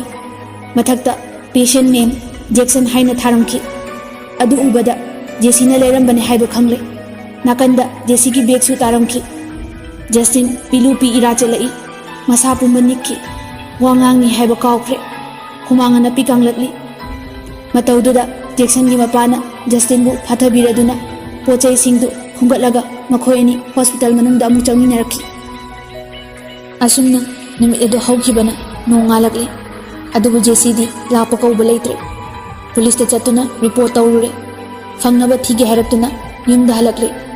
ꯃꯦꯔꯤ ꯃꯥꯡꯒꯣꯟꯗ ꯐꯝꯗꯨꯅ ꯃꯪꯉꯒ ꯂꯩꯔꯤ ꯀꯔꯤꯃꯠꯇ ꯆꯥꯅꯤ ꯊꯛꯅꯤ ꯍꯥꯏꯕ ꯈꯪꯗ꯭ꯔꯦ ꯖꯁꯇꯤꯟꯅ ꯆꯪꯁꯤꯟꯗꯨꯅ ꯃꯦꯔꯤ ꯅꯪꯕꯨ ꯀꯩꯗꯧꯔꯒꯦ ꯏꯆꯥꯗꯣ ꯀꯩꯁꯨ ꯇꯧꯔꯣꯏꯌꯦ ꯉꯥꯏꯍꯥꯛ ꯂꯩꯔꯒ ꯏꯆꯥ ꯂꯥꯛꯑꯅꯤꯌꯦ ꯃꯦꯔꯤ ꯀꯞꯅ ꯀꯞꯅ ꯏꯆꯥꯗꯣ ꯀꯗꯥꯏꯗ ꯂꯩꯔꯝꯒꯗꯣꯏꯅꯣ ꯅꯣꯡꯃꯇ ꯌꯨꯝꯗꯒꯤ ꯃꯄꯥꯟ ꯊꯣꯛꯆꯗꯕ ꯏꯆꯥꯅꯤ ꯑꯃꯝꯕꯗꯨꯗ ꯀꯗꯥꯏꯗꯅꯣ ꯃꯥꯅ ꯆꯠꯂꯝꯒꯗꯕ ꯍꯥꯏꯅ ꯇꯦꯡꯊꯥꯗꯨꯅ ꯀꯞꯆꯩ ꯑꯁꯨꯝꯅ ꯁꯨꯝ ꯅꯨꯃꯤꯠꯁꯨ ꯇꯥꯁꯤꯜꯂꯛꯂꯤ ꯖꯁꯇꯤꯟ ꯃꯦꯔꯤꯒꯤ ꯅꯥꯛꯇ ꯐꯝꯗꯨꯅ ꯃꯦꯔꯤꯕꯨ ꯊꯦꯝꯖꯤꯜꯂꯤꯉꯩ ꯇꯟꯖꯥꯗꯨꯗ ꯐꯣꯟ ꯑꯃ ꯂꯥꯛꯈꯤ ꯖꯁꯇꯤꯟ ꯏꯃꯨꯡꯗ ꯆꯦꯟꯁꯤꯟꯗꯨꯅ ꯀꯣꯜ ꯔꯤꯁꯤꯞ ꯇꯧꯏ ꯍꯜꯂꯣ ꯀꯅꯥ ꯑꯣꯏꯕꯤꯔꯕꯅꯣ ꯀꯣꯜ ꯇꯧꯔꯛꯂꯤꯕꯗꯨꯅ ꯈꯨꯝꯃꯛꯈꯤ ꯁꯨꯝꯗꯧꯕꯅꯦ ꯑꯩ ꯏꯟꯁꯄꯦꯛꯇꯔ ꯗꯤꯅꯦꯁ ꯑꯦꯚꯔꯒ꯭ꯔꯤꯟ ꯒꯥꯔꯗꯦꯟ ꯃꯃꯥꯡꯒꯤ ꯆꯤꯡꯆꯦꯞ ꯃꯣꯡꯁꯣꯡ ꯑꯗꯨꯗ ꯑꯁꯤꯕ ꯍꯛꯆꯥꯡ ꯑꯃ ꯇꯥꯗꯨꯅ ꯂꯩꯔꯦ ꯍꯥꯏꯕ ꯔꯤꯄꯣꯔꯠ ꯂꯥꯛꯄꯗꯒꯤ ꯆꯠꯇꯨꯅ ꯌꯦꯡꯉꯨꯕꯗ ꯅꯨꯄꯤ ꯃꯆꯥ ꯑꯃ ꯑꯣꯏꯔꯝꯃꯤ ꯑꯥꯏꯗꯦꯟꯇꯤꯐꯥꯏ ꯇꯧꯅꯕ ꯃꯣꯛꯇ ꯈꯔ ꯊꯨꯅ ꯑꯝꯇ ꯂꯦꯡꯕꯤꯔꯛꯑꯣ ꯋꯥꯗꯨ ꯇꯥꯕꯗ ꯖꯁꯇꯤꯟ ꯈꯨꯠꯇꯒꯤ ꯐꯣꯟ ꯇꯥꯈꯤ ꯒ꯭ꯌꯥꯟ ꯃꯥꯡꯗꯨꯅ ꯂꯦꯞꯇꯨꯅ ꯂꯩ ꯖꯁꯇꯤꯟ ꯑꯉꯥꯎꯕꯒ ꯆꯞ ꯃꯥꯟꯅꯔꯦ ꯀꯔꯤ ꯇꯧꯒꯅꯤ ꯍꯥꯏꯕ ꯈꯪꯂꯛꯇ꯭ꯔꯦ ꯅꯥꯏꯇꯣꯝ ꯄꯣꯛꯆꯕꯤ ꯃꯆꯥꯅꯤ नुमित था येंबगुमने येंजरिबनी तंजादुदा मेरीना कनानो फोन तौरइदो मखोय बबा इचा लेरे हाइब्रो खुमो इचा जेसी फंगे हाइब नत्रो हायो इचादो मफम कदाइदा लेबगे ऐ इचादो यामना उनिंगे से इचादो ममाइगी फमदा अमुक्ता सिनाबियो मेरी जस्टिन की मखों कोंदुना कपली जस्टिन मेरी की मतौदो खांगबा ngamlatre मेरी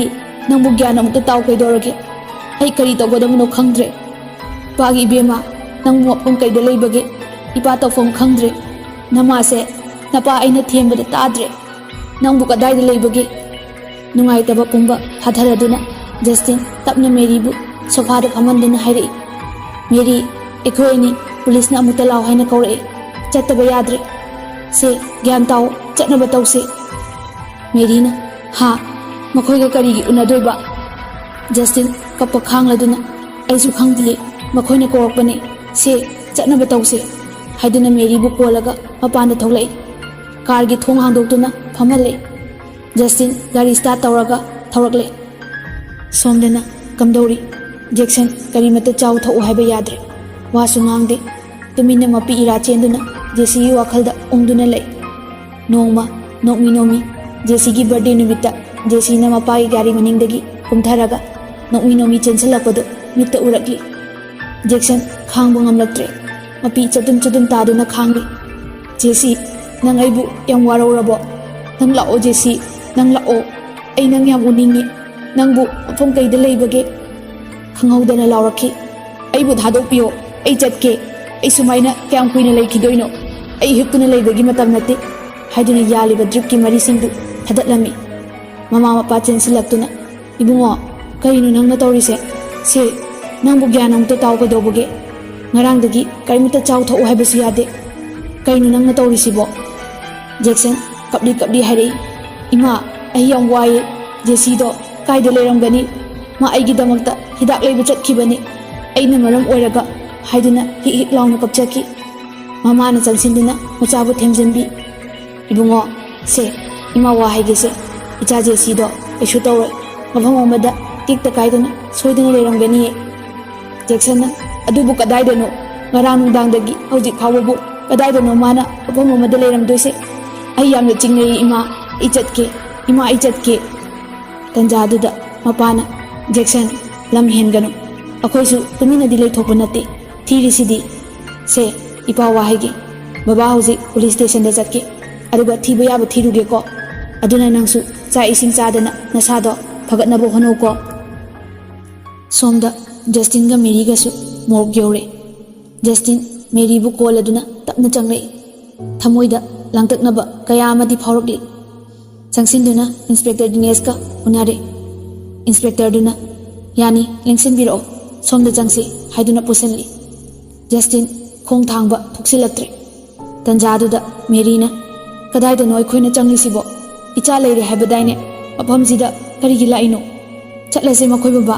ayam kiye haiduna Justin da consilli Justin Mary bu hathabiduna chetna consinduna Inspector na chatliba lambiduda tabli khong thangli he changsinbaga phi angobana kuptuna asiba hakchang mayam ama leiramni madu ubaga Mary do mamit kanna oisanduna Justin da chetna consinduna aibu mafamsida karigi pulaklibano chatlase ayyam pakhatle Justin wangangde tumina lepi Inspector duna lepamiba constable duda hakchang amada khuthinduna kupiba fi adu tapna haido halli Justin yengba ngamlaktre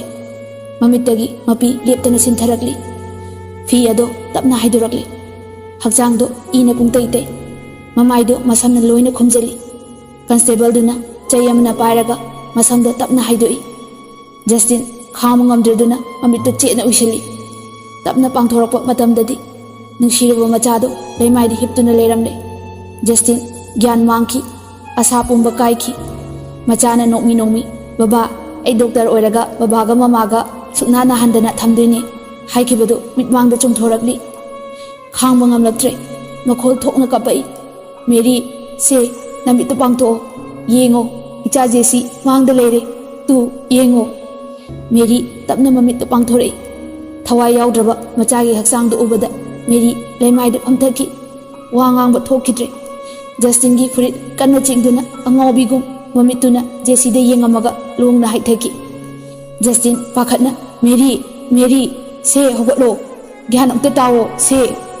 मयाम चंगसिंदुना मेरी बु ज्ञान ताहले मयुमगी मीसिंग मरी मता मयाम पाउताना दुना लाकले असीबा हक्चांग अदो युमदा पुथाखरे अरोइबा मथौ मंगम पांथोकनबा सेम सारी सोमदना जैक्सन मपा पुलिस स्टेशन चटखिबदु हलकपा ngairi wakal khanfam khanglamde pukningda langtaknaba kaya ama phawrakli phamungda longni hiptuna thawai yaudaba hakchangbu mitchetna uishinduna khangli machagi matawdo yengba ngamdraduna mamado tapna machagi nakta phamthare bungo nasado yamna chokthana ure se jakse khajitang warbusu chaseba doctor na ngangamba mayamdo ang tahawba natra Jackson na ima ay karimata chaning diye mamana phare Ijana adu yauradi imasu karimata chararo aisu icha nungsiba phawe machana karimata chaw tho haiba yadraga karamba mamana harau harau leithokpa ngamgani Jackson mamagi waro tabada khangba ngamlaktre ima ai yapna ware ai khangba ngamdre haiduna hik launa kaplei mamana se ima wa haigese kapkan ichado kishu toramlo napasu laani se napala aga amungangani kapato Ichadi maramukpani hainari ngai tanjaduda mapa changlai maithong luk thaduna pakhong ama chanbagumna tumina changlai wa machet amata ngangdi Jackson na baba kamai tawrage jesi thiba khanglabo ha police na kari hairake machagi pakhong piba ngamdraduna milu anidu pirangtana niknik lauragli machagi nakta changsinduna phamtharaga makokta nanbiduna tapna hairei ipagi bungo aibu waphamse ichada karamna hairasige icha jesido akhoi pumnamakpu thadoomaga chatkhre wado hek tabada Jackson gyan mangkhre mambeto nongthakta yengkhatli mitludagi pi kangkhre wakhalamada tawkhre apada pakhatladuna achagi masadu nomduna ibungo icha kaidorage doctor kana lege icha se kainom tawre asomdana mayam changduna jesigi thawai yaudraba hakchangdo coffin da haptuna aroiba mathau mangam pangthoknaba purakli Justin Mary bu konduna khongthang tapna thangduna chatli mitluda pirangtana pik thalli macha nungsibagi maichakna thamoida kanna chakrakli lebak tawba loiraduna pastorna bible paraga lai sholli mayam makhutta rose angangba amamam pairaduna hoina lepli lai shonba loiraduna coffin do lenungda phumnaba honari tanjaduda Mary chensinduna yaro icha pukhiba yaro aigi icha anamtana sokpa yaro haiduna coffin adu ponduna kapli jesigi haksangdu phumkhre mayam mongphomda lei katnari Mary amadi Justin mongphomgi nakanda phamduna tingthari khanghaudana gari khambagi makhol ama taraki gari gi thongdo tapna hangdoklaga mama mapa anina chena konduna Jackson makutta rose bunama paiduna magi jesigi aroiba mathong mangam yawba lakli atiya thakta nongna pumamamle nongsu thili tari Jackson tapna mongphom yoksilakli leido tapna mongphomda thamaga khangba ngamdraduna leimaida phamdaduna o khongna kapli matawdo kanasu yengba ngamlamde mama mapa changduna machabu hogatpi ningba kairaba hingbagi kanadraba misak amagu tumina ngaduna phamli funeral service loiraduna mayam hannaba tawnari Jackson hogatlu haiba yade mangda yungliba cross aduda munna yengduna dumle khanghaudana pressure cooker kamakpagi makholda Mary khangpre khangi gyan khanglak lai photo do thamladuna sintharamba mitki pisingdo leithokli chak loisile mangonda thoga phamduna Justin halakpa ngairi tanjaduda phone khingei Mary imungda changduna phone receive tawrami Mary na hello Justin na Mary aine ai police station da thaba khara su leire thengkani haige tawbani yare thamage ko Mary na amukta ngai bi ko police ka sangatna birunu ko wangang baloi dingai da phone thanbana hanki asomdana kamdauri ningba kairaba amagu makutta rose angangba ma pairaduna fizol amabu ngakta setlaga नुपा अमा गारीदगी कुमथरक्तुना symmetry तमना Chunky मुंगफम अमदा चंगसिंदुना युंगलिबा cross अमगी मखोंगदा रोस अदु थम्मी cross तुगी मखादा Jessica हाइना थारी नुपादो मिटलु पिरांग इहौरई अदुगा तपना फमथरई नुपादा अतै Kanasu नते Jackson नि माइथोंग अदु इमक मक्सेली चिंबालदुसु खर खर कंगी माइथोंग अदु लुकथरदुना तपना हाइरई जेसी नंगबु नुंगाइरिबो नंग उदबा यामना कुइरे ए नंग याम उनिंगे जेसी कईगिनो अइबु थादोक्तुना चखरिबा नंग नबु याम फत्ते हाइरदुना हिकना हिकना कपचे हौजिक्ति ए नाबा फरे जेसी इकनामत लेमना थारो उनुमक हाटकनी कनादसु लांजदबा चमना इंगाव गावना लेजरंबी अइगी जेसी की पुंसीबु खंगु थक्ता मांगनखिबा अइ याम पेंदे जेसी हाइदुना निंगमदना कपचकी फरे अइ चलुखिगेको ममागा बाबागा मनाक्तसु चंगमगे हाइदुना जैक्सन मोंफमदुदा नुंसीना चुपमगा हौगलक्खी मिटलु अनिदगी सिंथरक्लिबा पीसिंगदु तेथोक्लदुना गाड़ी थौदुना चटख्रे मेरी मांगोन मची अमदा तुमिन्ना फमली खंगौदना गाड़ी थौजलपगी मखोल अमा तारई मेरी फुक हौगतुना येंगी जैक्सन गाड़ी की थोंग तपना हांदोक्तुना कुमथरई जैक्सन उबदा मेरी पुंगंगक्खी चेंसिंदुना हाइरई इचा नाबा फरेदना कैसु थोइदोक्पा तौद्रे कोइबुंगो जैक्सनना होई मा तौद्रे मेरीना लाओ लाओ काखलो हाइदुना मेरीना जैक्सनबु पुसिली जैक्सन मांगोंदा थेटलंबा जेसी की फोटोदा उरुबदा मसा पुंबा तू चुंकी नहौनना निंसिंगक्की सिंथरक्लिबा पीसिंगदो तेथोक्ली मेरी जैक्सन की नुंगाइतबदो थटलदुना लाओ लाओ इमुंगदा फमुसे हाइदुना चंखरे जैक्सन जेसीबु हना हना येंगदुना इमुंगदा चंखी जैक्सन इमा बाबादी मेरीना पुलिस स्टेशन दा चकनी हाइरंबने मतम नगा फतबसिदा इमादी इपा पाखले खतना चैना तरुद्र खलुबदा जैक्सन खरा तौद्रदी यारो इमा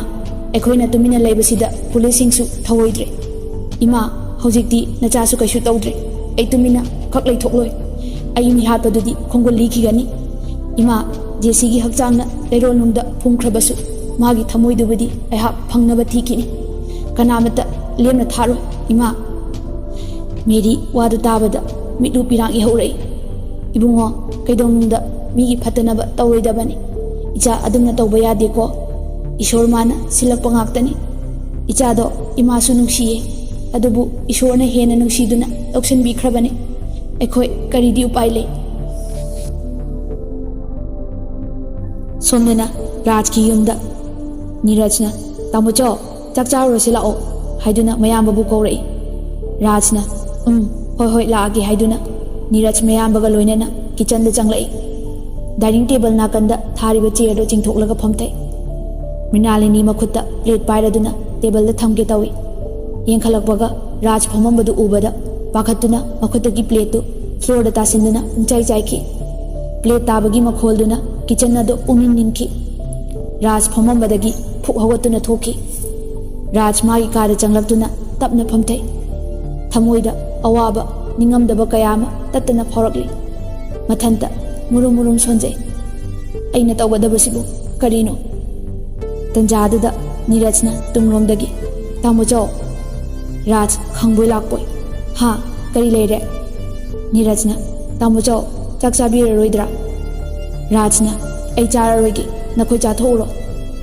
नीरजना इतैमना तामुचोबु किरिसे करिगिनो तामुचो राजना नीरज वाहंगदुगी पाखुमदो ऐना खंगलंबा थोक्लबदी ऐना ngasi वारिसे वारमलो नीरजना करिंबा खरदी लेरे हैबा ऐ खंगजै तामुचो नुंसि सितना उना लेंबा हौना देने तामुचो राज साउनिंगलदुना अकनबा खोंजेलदा नीरज करिनो नंग nganglibado थंगनाबा मिकुप्ता राज तपथलदुना मनाबो थेमजिलाई नीरज इयाम्बा लानख्रे मसिगी मतंगदा इयाम्बासु ज्ञान तादेनी बुंगो डॉक्टर नदी करिसु तौरोय तपना तपना फरकनी हाइरि नीरज करिमता खुममदना कादगी प्रप्रप थोकी राज करिमता हाइबा ngamjade तुमिना उंगदुना लेहौई ngahak leraga नीरज यूनिफॉर्म सेतुना माई कादगी यामना फिंगना थोकी गाड़ी थौदोकपगी मखोल तादुना राज पाखतुना मपान थोक्तुना नीरज बु कौजै अदुबु तादना अदुम थौख्रे नीरज सब इंस्पेक्टर की फम पाइरी अंगांग ओइजरसु होनब कली मिनंबा अरानबा तौबा यारंदे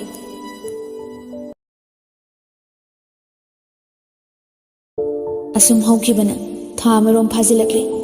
जैक्सन चाबा थक्पा चंगदना जेसीगी मिसीदुगी खोंगुल लीनब होनरी वासक अमगी मखादा मिहाटपा मिसक अदु लेमना थारो हायदुना कोचत चतुन अंगावबगुम थीरी वाखल अमा लाक्तुना जैक्सन माना लेरम हॉस्पिटल दुदा चटलमी यौरदुना अहिंगदुगी मतांगदा हॉस्पिटल गा मरी लेनब मिसिंगदा हंगजै अदुबु कनामतना खंगी कौबा मता हायरक्ते जैक्सन मयाम ममांगदा अंगावबु ताकी अदुबु निंगहन्नबदी लेते नुंसीबी मागीदमक थवाय असे थारबसु थाकिसनो हायदुना मखा ताना चंगसिली जैक्सन माबु लायंखिबा डॉक्टर दुगी मनाक्ता चेकअप लाकपा सारगा चंगई एक्सक्यूज मी डॉक्टर दुना यस प्लीज जैक्सन चंगसिंदुना डॉक्टर अइबु सखंबिरिब्रा डॉक्टर दो ngahak munni yengi जैक्सन मागी चे चांगदो डॉक्टर पुथोक्तुना उलमी डॉक्टर दुना ओ यस यस आई ज्ञान लाए mister Jackson right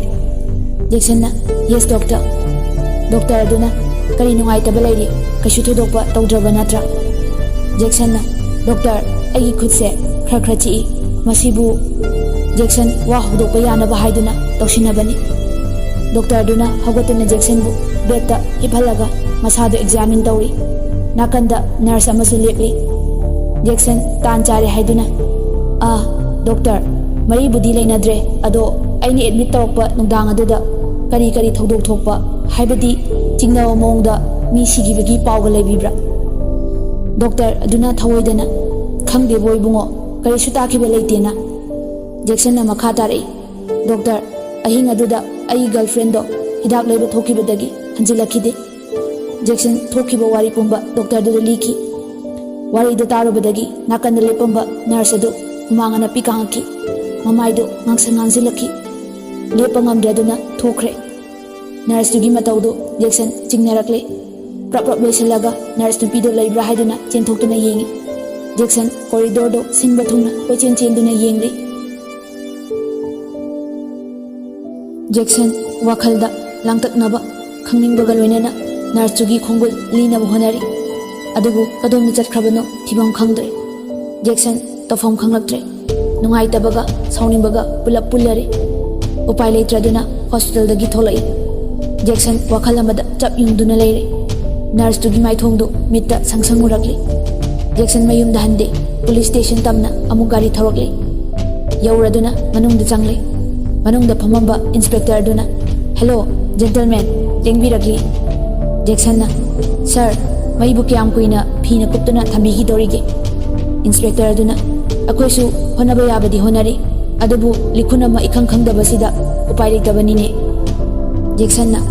sir अमबु ओइरे मिसीसे अराइबा नते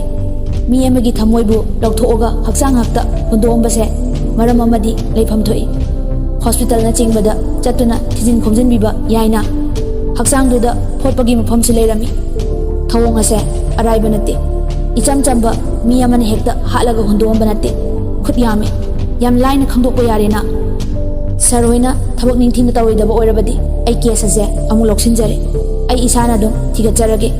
हाइरमगा Jackson फुक होगतुना खोंथांग कन्ना थांगदुना चटखी जैक्सन की मतौदु इंस्पेक्टर दुना येंगदुना लेहoi जैक्सन पुलिस स्टेशन दगी मयुम दहलाई मयुम यौरदुना इमुंग चंगलाई तंजादुदा मपाना जैक्सन ngaiko करीनो नंग तौरीबसिबो हाँ जैक्सन ना बाबा अने कदौरगे मपाना करी हैबा नोंगानबदगी युंगी मखादा ngahakta leite कोइचा चत्तुना अदुम ले जैक्सन मपागी वादो थौइदना मागी कार चंगलक्तुना फमली टेबल दा थमलिबा जेसीगी फोटो दु लौरदुना फमुंग दे हिपथै ममित कुप्तबा मखै फोटो दु दा येंगदुना पी सिंथरकली जेसी अय यामना वारे कनामतना नंगबु थौइने लौनद्रे नंग आइबु थादोक्तुना कईगी चटलिबनो ऐसे याम फत्तेको अइना मरम होरगा नंगबु मांगनखिबने जेसी अय याम निंगमक्त्रे नंग आइबु याम वारौरमनिको जैक्सन जेसी की वाखलदा अहिंग खुदिंग कपचे असुमना नुमितुमा हौख्रे नोंगाले Jackson mamita nurse nupidubu hanjin hanjin urakli. Khangingba langtaknaba kaya ama thamoida tattana phaurakli. Panthaba tawdana iru mai thajaduna cha ising chathoklaga mayumdai gari thaudorakli. Hospital tamna lai. Ngarang ki nurse nupidu hangri phauba hallaroi haiduna koithi thiri. Mana ngarang taramba ward tuda changduna yengi leiba ude. Doctor duda hekta hanglurage haiduna panthaba tawdana changai. Maming Santi kawi ICU da pubani hairaki. Jackson khonglei thuna changchinduna hangli. Madi namit umni suti lokre haina maga taminaramba nurse amana hairai. Jackson tofom khanglaktre. Mayumda hekta chatlagi haiduna ward aduda taminaramba nurse amadagi address laure. Prap maban tholaktuna gari thodoklaga address tamna lakli. Lambido phanasu sangi. Oyang hangduna lakpana mamai thangda ahal ama khakna yum amada khut thinduna taklakki. Jackson yumda tamna changsile kanamta leibu ude. Jackson na mi leibro yumsibu mi kana leige kanamata khumlakte. Neha koiko koraba matungda ko tare kanano hairaduna napi ama chenthorei. Jackson hek ubaga napido swai lawi. Napido atay kana sinati ngarangi nurse tu oiramki. Santina karigino aigi yumda laklibadi. Jackson na sister warobino karigumba khara khanginduna lakpane. Santina aigi ifamdagi kari ai thabak yamna lei haramlaga changkhige tawi. Jackson sauningladuna ngaikho karigino ngarang aina doctor da wa hanglaga humangana pikangaga chenkhrido adugi maram khangdrige ai mahumsidagi halloi. Santi wa nganglaktre tumina leiki ngaihak leiraga tapna ahing aduda ikhang khanghaudana ahal amana napi macha amakhak tamthiraba phibamda pukhalaki. Changsinduna yengluba matamda napi macha adudi adumak siramle. Hospital aduda matam kuinadagi heart patient ama leiraki. Nongmagi phibam sokbasu henjilaki. Doctor nasu heart transplant tawdrabadi yararoi haiki. Adubu upaidi leikide. Tanja aduda heart patient oiribi adugi nupadu changlaki. Aduga doctor adubu chingduna ka amada puki. Aisu matawdo chingnaraduna makhoina changkiba ka aduda lummaga makhoina sanariba wadu taki. Ka aduda leiribasi heart ki specialist doctor aduga emergency ward tariba doctor aduga makhoi ahumni. Rajna doctor ai hauji nupi macha ama pusinkibadu ure. Aduga ahan aduna nupi macha adu sire ma chenarakani haiduna thokibadu aina changsinduna hanglubada nupi macha adu kanano karino khangde sihore aduna ai mafamsida leiba yaroi haina chenkhre. Aduna nupi macha asigi heart ase aigi nupigi amuta hapnaba tawbiyo doctor. Doctor aduna karino nangna hairisi Mr. Raj sibu hekta oiba yagadra. Nupi macha asi kanano karino su khangba nate masidi yamna soinarakani. Raj kapladuna doctor na amutadi aigi matingse pangbiyo ai taw haiba tawjage se aigi debit card sida 20 lakhs hena yauri masi lobiro adubu aigi nupigi thawaidadi amuta kanbiyo. Doctor duna phare nangna asi yauna hairabanina adubu aina hairise takho basic needs oiba test kharadi tawrage. Nupi macha asi sibasu kuidri magi blood group amadi heart ki condition yenglage adubu sikhrabanina maru oiba test ayamba tawba yararoi. Karigumba by force da tawraga lairok phadana operation si success oirabadi nangi wife hingbasu yai. Tawbadabu complication yamna wangani 1 week hinglamaga sikibasu yai 3 months helaga sikibasu yai more than 5 years hingbasu yai. Masimadi aina haiba ngamloi nangna taw hairise lakta yengba tabani masi nasana yaradra. Raj kapladuna doctor na phani haibado tawbiyo ai atai karimata khangdre sigadabagi ngahairaba aigi nupise amutadi kanbiyo amutadi try tawbiyo doctor please. Doctor na phare ai haujima procedure ase pangthoklage ishor khorambiyo tawgadoriba thabak ase risk yamna wangi siba changba anigi langdaidani. Emergency ward ta tariba doctor adubu heart specialist senior doctor duna wa chawthoktanaba haiduna makhoi masen yasinanaba wari saki. Asumna makhoi wari sanaraba matung laibuk phabadagi heart transplant adu pangthokhiduna nupi du hingki. Adubu nupi du kyam kuini hingani habadi tamba ngamde. Wari si aina nongonda hairibasi kanadu su haidok piganu ꯃꯈꯣꯏꯅ ꯈꯪꯂꯗꯤ ꯑꯩꯕꯨ ꯑꯋꯥꯐꯝꯗ ꯁꯣꯏꯗꯅ ꯇꯥꯒꯅꯤ꯫ ꯋꯥꯔꯤꯗꯨ ꯇꯥꯔꯨꯕꯗꯒꯤ Jackson ꯃꯁꯥ ꯄꯨꯝꯕ two ꯆꯨꯡꯈꯤ꯫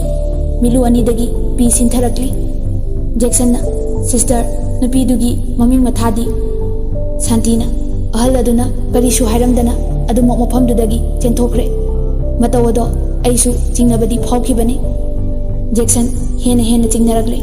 ꯋꯥꯈꯜꯗ ꯂꯥꯡꯇꯛꯅꯕ ꯇꯧꯐꯝ ꯈꯪꯗꯕ ꯀꯌꯥ ꯑꯃ ꯐꯥꯎꯔꯛꯂꯤ꯫ ꯃꯁꯥ ꯄꯨꯝꯕ ꯅꯤꯛꯈ꯭ꯔꯦ꯫ ꯇꯧꯐꯝ ꯈꯪꯂꯛꯇ꯭ꯔꯦ꯫ ꯁꯤꯁꯇꯔ ꯑꯩꯒꯤ ꯃꯇꯦꯡ ꯑꯃꯨꯛꯇꯗꯤ ꯄꯥꯡꯕꯤꯌꯨ꯫ ꯑꯩ ꯌꯥꯝꯅ ꯆꯤꯡꯅꯔꯛꯂꯦ꯫ ꯅꯨꯃꯤꯠꯇꯨꯗ ꯑꯩ ꯍꯣꯁꯄꯤꯇꯥꯜꯗꯨꯗ ꯑꯦꯗꯃꯤꯠ ꯇꯧꯈꯤꯕꯅꯤ꯫ ꯑꯩꯒꯤ ꯖꯦꯁꯤꯗꯣ ꯑꯍꯤꯡ ꯑꯗꯨꯗ ꯍꯤꯗꯥꯛ ꯂꯩꯔꯨꯒꯦ ꯍꯥꯏꯗꯨꯅ ꯊꯣꯛꯈꯤꯕꯗꯒꯤ ꯍꯟꯖꯤꯜꯂꯛꯈꯤꯗꯦ꯫ ꯃꯊꯪꯒꯤ ꯅꯨꯃꯤꯠꯀꯤ ꯅꯨꯃꯤꯗꯥꯡ ꯋꯥꯏꯔꯝꯗ ꯁꯤꯅ ꯐꯪꯈꯤꯕꯅꯤ꯫ ꯖꯦꯛꯁꯟ ꯀꯞꯅ ꯋꯥꯔꯤ ꯂꯤꯔꯛꯈꯤ꯫ ꯁꯥꯟꯇꯤꯅ ꯖꯦꯛꯁꯟꯕꯨ ꯊꯦꯝꯖꯤꯟꯕꯤꯔꯗꯨꯅ ꯄꯨꯟꯁꯤ ꯍꯥꯏꯕꯁꯦ ꯑꯁꯤꯅꯤ ꯏꯕꯨꯡꯉꯣ, ꯀꯔꯤꯁꯨ ꯈꯜꯂꯨꯔꯅꯨ꯫ ꯑꯗꯣ ꯉꯥꯏꯍꯥꯛ ꯂꯩꯔꯝꯃꯨꯀꯣ, ꯑꯩ ꯀꯔꯤꯒꯨꯝꯕ ꯄꯣꯠꯁꯛ ꯑꯃ ꯌꯦꯡꯍꯟꯒꯦ ꯍꯥꯏꯔꯝꯃꯒ ꯁꯥꯟꯇꯤ ꯏꯃꯨꯡꯗ ꯆꯪꯈꯤ꯫ ꯖꯦꯛꯁꯟ ꯑꯔꯣꯏꯕ ꯑꯁꯥ ꯑꯃ ꯑꯣꯏꯅ ꯁꯥꯟꯇꯤꯅ ꯆꯪꯈꯤꯕꯗꯨ ꯊꯣꯛꯂꯛꯄ ꯉꯥꯏꯔꯤ꯫ ꯉꯥꯏꯍꯥꯛ ꯂꯩꯔꯒ ꯃꯈꯨꯠꯇ ꯀꯧꯇꯥ ꯑꯃ ꯄꯥꯏꯗꯨꯅ ꯊꯣꯛꯂꯛꯈꯤ꯫ ꯀꯧꯇꯥ ꯑꯗꯨꯒꯤ ꯃꯅꯨꯡꯗ ꯐꯤ ꯑꯉꯥꯡꯕꯅ ꯅꯤꯡꯊꯤꯅ ꯌꯣꯝꯂꯒ ꯈꯨꯗꯣꯞ ꯑꯃ ꯄꯨꯊꯣꯔꯛꯈꯤ꯫ ꯁꯥꯟꯇꯤꯅ ꯃꯁꯤꯒꯤ ꯈꯨꯗꯣꯞ ꯑꯁꯦ ꯅꯨꯄꯤ ꯃꯆꯥ ꯑꯗꯨꯒꯤ ꯃꯈꯨꯠꯇ ꯁꯤꯔꯝꯕꯗꯒꯤ ꯑꯣꯄꯔꯦꯁꯟ ꯇꯧꯔꯝꯗꯥꯏ ꯃꯇꯝꯗ ꯂꯧꯊꯣꯛꯈꯤꯕꯅꯤ꯫ ꯑꯩꯅ ꯂꯧꯁꯤꯟꯗꯨꯅ ꯇꯨꯃꯤꯟꯅ ꯆꯦꯠꯅ ꯊꯝꯖꯤꯜꯂꯛꯄꯅꯤ꯫ ꯁꯦ, ꯈꯨꯗꯣꯞ ꯑꯁꯤꯒꯤ ꯃꯇꯦꯡꯅ ꯅꯪꯒꯤ ꯆꯤꯡꯅꯕꯗꯣ ꯀꯣꯛꯄ꯭ꯔꯥ ꯌꯦꯡꯉꯨ꯫ ꯖꯦꯛꯁꯟ ꯐꯠ ꯂꯥꯎꯅ ꯈꯨꯗꯣꯞ ꯑꯗꯨ ꯌꯦꯡꯉꯤ꯫ ꯃꯈꯨꯠꯇꯣ ꯊꯛ ꯅꯤꯛꯂꯗꯨꯅ ꯈꯨꯗꯣꯞꯇꯨ ꯂꯧꯏ꯫ ꯖꯦꯛꯁꯟ ꯒ꯭ꯌꯥꯟ ꯃꯥꯡꯈꯤ꯫ ꯈꯨꯗꯣꯞꯇꯣ ꯆꯦꯠꯅ ꯄꯥꯏꯁꯤꯟꯗꯨꯅ ꯃꯃꯤꯠ ꯑꯅꯤꯗꯣ ꯆꯦꯠꯅ ꯎꯏꯁꯤꯟꯗꯨꯅ ꯀꯞꯆꯈꯤ꯫ ꯈ꯭ꯔꯤꯁꯃꯥꯁ ꯅꯨꯃꯤꯠꯇ ꯖꯦꯛꯁꯟꯅ ꯖꯦꯁꯤꯗ ꯁꯤꯕꯤꯈꯤꯕ ꯈꯨꯗꯣꯞ ꯑꯗꯨ ꯑꯣꯏꯔꯝꯈꯤ꯫ ꯖꯦꯛꯁꯟ ꯍꯥꯏꯅꯤꯡꯉꯥꯏ ꯂꯩꯇꯅ ꯋꯥꯈꯤ꯫ ꯁꯥꯟꯇꯤꯅ ꯁꯦ, ꯀꯩꯝꯇ ꯈꯜꯂꯨꯔꯅꯨ, ꯅꯪꯅ ꯆꯤꯡꯅꯕꯗꯨꯁꯨ ꯀꯣꯛꯂꯕ ꯅꯠꯇ꯭ꯔꯥ? ꯍꯧꯖꯤꯛꯇꯤ ꯑꯩꯈꯣꯏ ꯃꯌꯥꯝ ꯆꯪꯗꯨꯅ ꯃꯤꯍꯥꯠꯄꯗꯣ ꯐꯪꯅꯕ ꯊꯤꯔꯁꯤ꯫ ꯑꯗꯣ ꯑꯩꯅ ꯉꯛꯂꯤꯕꯗꯤ ꯑꯍꯜ ꯑꯗꯣ ꯀꯅꯥꯅꯣ ꯑꯁꯤꯅꯤ꯫ ꯃꯇꯧ ꯀꯔꯝꯅ ꯅꯨꯄꯤ ꯃꯆꯥꯗꯣ ꯃꯍꯥꯛꯅ ꯄꯨꯔꯛꯂꯤꯕꯅꯣ? ꯀꯔꯤꯒꯨꯝꯕ ꯈꯔꯗꯤ ꯂꯩꯔꯦ꯫ ꯖꯦꯛꯁꯟꯅ ꯁꯤꯁꯇꯔꯕꯨ ꯍꯥꯏꯅꯤꯡꯉꯥই ꯂꯩꯇꯅ ꯊꯥꯒꯠꯆꯔꯤ꯫ ꯁꯤꯁꯇꯔꯒꯤ ꯇꯧꯕꯤꯃꯜ ꯀꯩꯗꯧꯅꯨꯡꯗ ꯀꯥꯎꯖꯔꯣꯏ꯫ ꯖꯦꯛꯁꯟ ꯀꯞꯅ ꯍꯥꯏꯔꯛꯈꯤ꯫ ꯁꯤꯁꯇꯔ ꯉꯁꯤꯒꯤꯗꯤ ꯑꯩ ꯆꯠꯈ꯭ꯔꯒꯦ, ꯍꯌꯦꯡꯃꯨꯛ ꯆꯠꯊꯣꯛꯆꯔꯛꯀꯦ ꯍꯥꯏꯔꯗꯨꯅ ꯈꯨꯗꯣꯞ ꯑꯗꯨꯕꯨ ꯆꯦꯠꯅ ꯄꯥꯏꯁꯤꯜꯂꯒ ꯌꯨꯝ ꯑꯗꯨꯗꯒꯤ ꯈꯣꯡ ꯊꯥꯗꯣꯔꯛꯂꯤ꯫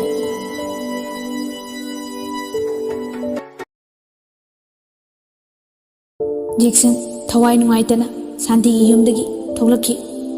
ꯊꯣꯡꯒꯥꯜ ꯍꯦꯛ ꯌꯧꯕꯒ ꯀꯥꯔ ꯑꯃ ꯀꯟꯅ ꯊꯧꯖꯤꯟꯈꯤ꯫ ꯖꯦꯛꯁꯟ ꯆꯤꯡꯅꯔꯞ ꯇꯧꯅ ꯃꯥꯒꯤ ꯒꯥꯔꯤꯗꯨ ꯑꯗꯨꯝ ꯊꯧꯗꯨꯅ ꯂꯥꯛꯂꯤ꯫ ꯄꯨꯛꯅꯤꯡꯗ ꯃꯣꯜ ꯈꯜꯂꯛꯂꯤ꯫ ꯑꯃꯨꯛꯁꯨ ꯍꯔꯥꯎꯕ ꯐꯥꯎꯔꯝꯃꯤ, ꯑꯃꯨꯛꯁꯨ ꯅꯨꯡꯉꯥꯏꯔꯝꯗꯦ꯫ ꯄꯟꯊꯕ ꯇꯧꯗꯅ ꯒꯥꯔꯤ ꯂꯦꯞꯇꯅ ꯊꯧꯔꯛꯂꯤ꯫ ꯖꯦꯁꯤꯒꯤ ꯌꯨꯝ ꯌꯧꯔꯗꯨꯅ ꯀꯨꯝꯊꯔꯒ ꯄ꯭ꯔꯞ ꯆꯪꯂꯛꯏ꯫ ꯖꯦꯛꯁꯟꯅ ꯏꯃꯥ, ꯕꯕꯥ, ꯇꯥꯔꯦ ꯍꯥꯏꯗꯨꯅ ꯃꯦꯔꯤ ꯄ꯭ꯔꯞ ꯆꯦꯟꯊꯣꯔꯛꯏ꯫ ꯍꯩꯃꯥ, ꯏꯆꯥ ꯂꯥꯛꯏꯗꯅ, ꯃꯈꯣꯏ ꯕꯕꯥ ꯂꯥꯛꯏꯁꯦ ꯀꯅꯥꯅꯣ ꯌꯦꯡꯉꯨ ꯂꯥꯛꯑꯣ꯫ ꯄꯨꯡꯆꯤꯛ ꯆꯤꯛꯑꯝꯕ ꯌꯨꯝꯗꯨ ꯖꯦꯛꯁꯟ ꯍꯦꯛ ꯆꯪꯂꯛꯄꯒ ꯄꯨꯝꯂꯥꯡ ꯂꯥꯡꯈꯤ꯫ ꯃꯄꯥꯁꯨ ꯆꯦꯟꯊꯣꯔꯛꯈꯤ꯫ ꯏꯆꯥ ꯂꯥꯛꯏꯕ꯭ꯔꯥ? ꯂꯥꯛꯑꯣ, ꯏꯄꯥ ꯀꯣꯟꯒꯤ ꯂꯥꯛꯑꯣ꯫ ꯖꯦꯛꯁꯟ ꯆꯦꯟꯁꯤꯟꯗꯨꯅ ꯕꯕꯥ ꯍꯥꯏꯅ ꯀꯣꯟꯗꯨꯅ ꯀꯞꯆꯈꯤ꯫ ꯖꯁꯇꯤꯟ ꯃꯆꯥ ꯀꯥꯏꯅꯕꯒꯤ ꯆꯥꯛꯂꯤꯕ ꯃꯩꯆꯥꯛꯇꯨ ꯖꯦꯛꯁꯟ ꯎꯕꯗ ꯈꯔ ꯏꯪꯊꯕꯒꯨꯝ ꯇꯧꯔꯤ꯫ ꯈꯪꯍꯧꯗꯅ ꯃꯤꯠꯇꯒꯤ ꯄꯤ ꯁꯤꯟꯊꯔꯛꯂꯤ꯫ ꯏꯃꯨꯡꯗ ꯆꯪꯗꯨꯅ ꯉꯥꯏꯍꯥꯛ ꯄꯨꯛꯃꯤꯟ ꯄꯥꯎꯃꯤꯟꯅꯔꯕ ꯃꯇꯨꯡꯗ ꯖꯦꯛꯁꯟꯅ ꯍꯧꯖꯤꯛ ꯉꯥꯏꯍꯥꯛꯀꯤ ꯃꯃꯥꯡꯗ ꯊꯣꯛꯈꯤꯕ ꯋꯥꯔꯤ ꯄꯨꯝꯅꯃꯛ ꯑꯃꯠꯇ ꯆꯤꯊꯗꯅ ꯂꯤꯔꯛꯈꯤ꯫ ꯋꯥꯔꯤꯗꯨ ꯍꯦꯛ ꯇꯥꯔꯨꯕꯗꯒꯤ ꯖꯁꯇꯤꯟ ꯀꯣꯛꯇꯒꯤ ꯈꯣꯡ ꯐꯥꯎꯕ ꯇꯨ ꯆꯨꯡꯈꯤꯕ ꯈꯪꯍꯧꯗꯦ꯫ ꯀꯟꯅ ꯂꯥꯎꯔꯛꯈꯤ꯫ ꯎꯄꯥꯏ ꯂꯩꯇ꯭ꯔꯕ ꯑꯃꯒꯨꯝ ꯃꯥꯏꯊꯣꯡꯗꯨ ꯂꯩꯃꯥꯏꯗ ꯂꯨꯞꯊꯔꯒ ꯀꯞꯆꯈꯤ꯫ ꯃꯇꯧꯗꯨꯗ ꯖꯦꯛꯁꯟ ꯆꯪꯁꯤꯟꯗꯨꯅ ꯀꯣꯟꯁꯤꯜꯂꯤ꯫ ꯕꯕꯥ, ꯀꯩꯗꯧꯔꯒꯦ? ꯁꯦ, ꯐꯖꯅ ꯐꯝꯃꯨ ꯕꯕꯥ꯫ ꯖꯁꯇꯤꯟꯅ ꯖꯦꯛꯁꯟ, ꯏꯄꯥ ꯌꯥꯝ ꯅꯤꯡꯉꯝꯃꯛꯇ꯭ꯔꯦ꯫ ꯏꯄꯥꯒꯤ ꯏꯕꯦꯝꯃ, ꯏꯄꯥꯕꯨ ꯋꯥꯔꯧꯅꯨꯀꯣ꯫ ꯃꯄꯥ ꯑꯃ ꯑꯣꯏꯔꯒ ꯏꯆꯥꯕꯨ ꯈꯪꯕ ꯉꯝꯂꯨꯗ꯭ꯔꯕꯀꯣ꯫ ꯋꯥꯍꯩꯗꯨ ꯇꯥꯕꯗ ꯖꯦꯛꯁꯟ ꯑꯃꯗꯤ ꯃꯦꯔꯤ ꯄꯨꯡꯉꯛ ꯉꯛꯈꯤ꯫ ꯃꯦꯔꯤꯅ ꯃꯈꯣꯏ ꯕꯕꯥ ꯀꯔꯤꯅꯣ ꯍꯥꯏꯕꯤꯔꯤꯗꯨꯕꯣ? ꯑꯩꯗꯤ ꯒ꯭ꯌꯥꯟ ꯑꯃ ꯇꯥꯗ꯭ꯔꯦ꯫ ꯖꯁꯇꯤꯟꯅ ꯃꯦꯔꯤ, ꯖꯦꯛꯁꯟꯒꯤ ꯃꯄꯥꯒ ꯑꯩꯒꯅ ꯑꯀꯣꯟꯕꯗ ꯏꯆꯥ ꯊꯤꯕ ꯊꯣꯛꯎꯕꯗꯣ, ꯑꯗꯨꯗ ꯑꯍꯜ ꯑꯣꯏꯔꯕ ꯃꯤꯁꯛ ꯑꯃꯅ ꯂꯥꯎꯔꯗꯨꯅ ꯅꯨꯄꯤ ꯃꯆꯥ ꯑꯃ ꯏꯟꯗꯨꯅ ꯄꯨꯁꯤꯜꯂꯛꯈꯤ꯫ ꯃꯈꯨꯠ ꯃꯆꯥ ꯑꯗꯣ ꯃꯈꯥꯗ ꯐꯦꯔꯦ ꯍꯥꯏꯗꯨꯅ ꯃꯄꯥ ꯑꯩꯉꯣꯟꯗ ꯊꯦꯡꯉꯛꯈꯤ꯫ ꯑꯗꯨꯕꯨ ꯃꯄꯥ ꯑꯩꯅ ꯏꯆꯥꯕꯨ ꯈꯪꯍꯧꯗ꯭ꯔꯕꯀꯣ꯫ ꯃꯦꯔꯤ ꯋꯥꯗꯨ ꯇꯥꯕꯗ ꯈꯥꯡꯕ ꯉꯝꯗ꯭ꯔꯗꯨꯅ ꯀꯞꯄꯛꯈꯤ꯫ ꯃꯄꯨꯔꯣꯏꯕꯕꯨ ꯊꯤꯟꯖꯤꯟꯕꯤꯈꯤ꯫ ꯖꯁꯇꯤꯟ ꯐꯨꯛ ꯍꯧꯒꯠꯂꯒ ꯖꯦꯛꯁꯟꯅ ꯕꯕꯥ꯫ ꯖꯁꯇꯤꯟꯅ ꯄꯨꯂꯤꯁ ꯁ꯭ꯇꯦꯁꯟ ꯆꯠꯁꯤ ꯏꯕꯨꯡꯉꯣ꯫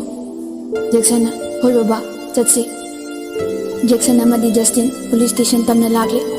ꯆꯪꯉꯛꯇꯨꯅ ꯂꯩꯔꯝꯃꯤꯕ ꯏꯟꯁꯄꯦꯛꯇꯔꯗꯨꯗ wari pumba liki. Jackson na, sir, hojiksu mihatpa adu puthokpiba ngamkigiroidra. Inspector duna,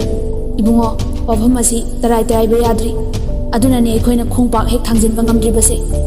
Phare adudi, hojimok chatuna nurse amadi doctor dugi manakta chatlurasi. Haiduna inspector du hagotki tawi. Hek hagotki tawbaga khanghaudana phone ama laki. Inspector duna, hello sir. Sir. Sir kadomdano. Phani sir lakjarage. Warobi badi yadre. Chattaba yadaba emergency case ama leire. Haiduna inspector du chatki. Upai leitraduna Jackson amadi Justin police station dagi amu halaki. Nongale Jackson kanta hawatuna Justin gi nakta lai. Ngahak wari watai sanaraba matu police station tamna lakle. Inspector amadi magi makhada leiba guard singa tawraga Santi gi mayum tamna laki. Yauraduna gari dei kumthaduna prapap changsilli. Sumang hek yobaga phi angoba setuna miyoi kaya amat tilamki. Mangolda pikliba angang amanisu kaptuna leiba ui. Jackson changsinduna yengi. Mangolda phak ama tharaduna phi angoba magi mathakta photo amada lei pareng siraduna leiramki. Photo do urubadagi Jackson gi asa pumba kaiki. Changsinduna hanglubada hairaki. Ngarang nungthil numidang wairang sakhangdaba khara laklaga Santibu puduna chatki. Koithi thinare adubu karimata khangkidi. Hatoklaga ahingda thongalda thadaramki. Jackson ngarang thokiba matamda thongkhalda car amubama kanna thojingpibadu ningsinglaki. Upai leitraduna makhoi amu police station tamna halaki. Police station yauraduna kari tausigi haina tanari. Inspector aduna magi makhada leiba atai policing hospital aduda thaduna doctor adugi mathakta investigation tawnaba chathankre. Police station da wa kaya ama khanari. Ngahak leiraga nungthilda amu thengnarase haiduna chatnakre. Jackson Justin bu drop tawamlaga mayum tamna gari thorokli. Mafam adu lam hangoi kari wai tawi. Khanghaudana sakhangdaba kharana thoklaklaga gari khamu hairaki. Jackson khamdaba yadaduna khame. Adudagi makhada kumtharo hairaduna amu kumthahalle. Khanghaudana tunglomdagi kauraki. Jackson uppaga taki. Hawatke haina tawringaida amuk chongkhatlaga nesilaki. Jackson lauraduna chainadu khangki. Tanja aduda gari ama kanna thojilakoi makhol ama tai. Mangonda omsinduna phurambasingdu loina chenaki. Jackson yengude mamaidu lukthaduna lei. Khanghaudana gari gi thong hangaga mi ama kumtharakpagi makhol ama tai. Ngai khochen kinu haina laurai. Khanghaudana nongmai kapagi makhol taraki.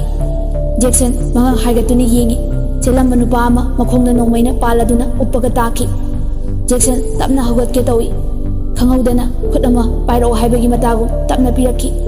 Jackson yengkhatuna khut aduda tappai. Police ki uniform da nupa ama leptuna leirami. Jackson gi khutto kanna pairaduna chingkhatlami. Kai da soke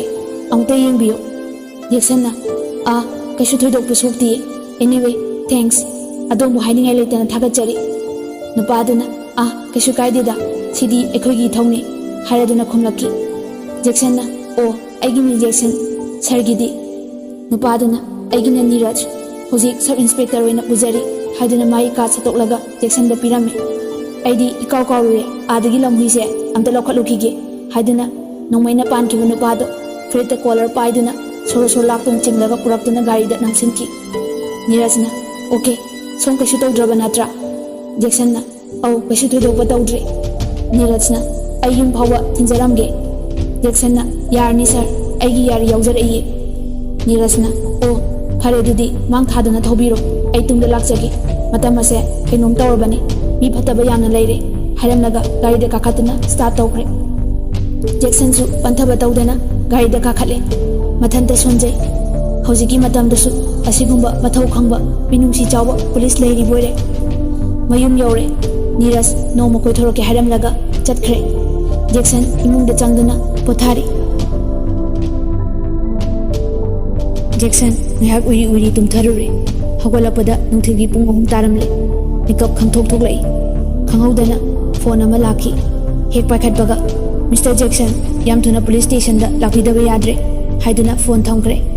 Jackson panthaba tawduna prap loisilaga Justin ga loinana police station tamna lagle. Inspector aduna sundobane doctor adu hospital gi suti lokre hairagle. Mayumda chatuna yenglubadasu solo anduna leiramle. Aduna hojik chance amata leitre. Justin da onsilaga तामोना cooperation खरा पीबीदुना अहल अदो सखंगदोंगनबा sketch तौजरगे मसिदा मतेंग खरा पांगबियु हायरमलगा याम थुना artist अमा कौदुना जस्टिगी मतेंग लौरगा अहल अदुगी मसक मो हंगलदुना येकपा हौरकले फना कुइना येकले अदुबु सक्तम अदु फंगबा कौबा लेते ममै थंगदा नुपादुना मुन्ना खल्लगा येकपा हौरई जस्टिन मुन्ना येंगले तपना तपना हाइरी ममै थंगदा सक्तम अदो चप चाना ताकी जैक्सन सक्तम दो उबदा हाइफेट ngaklag tawi ukibagumna su tawre adabu ningsingbadi thoktre asum khanna khanna yumda halakle police sketch to paiduna thinaba sem sahori xerox copy amamam lawduna lakle Jackson phamungda longni hiptuna ekpa saktam ado munni yengli asumna nongmani ni hokre ngasi good friday numitni aduna Jackson cemetery da chatuna JC gi mongphomda leina amata oibusu kachagi khanduna ngairapani iru maithajaba loiraga mafi marol setpa loiraduna table mathakta leiriba JC gi photo duda nungsina chupamaga Jackson harau harau mapana chenthoroktuna gari thodorokle lambida bisak pikliba nupi macha amana makhutta rose sabun ma paiduna yonduna leirami angang adugi mataudu ubada gari degi kumthaduna angang adubu nungsina pamduna chupki waletagi paisa lauthokduna angang aduda achapo chaw haiduna pirami gari maningde yauriba teddy bear du lauthokduna piramki rose makhaidu loina leiraduna angang du thanamaga gari de kakhatuna thoraki yauraduna gari khamamaga manungda changai mafamdu ubada ning nungsiraki mofam ayamba lei amamam loina leirami jesigi mofamdu yenglubada ihang hanglamki mataudu ubada khanghaudana pi taraki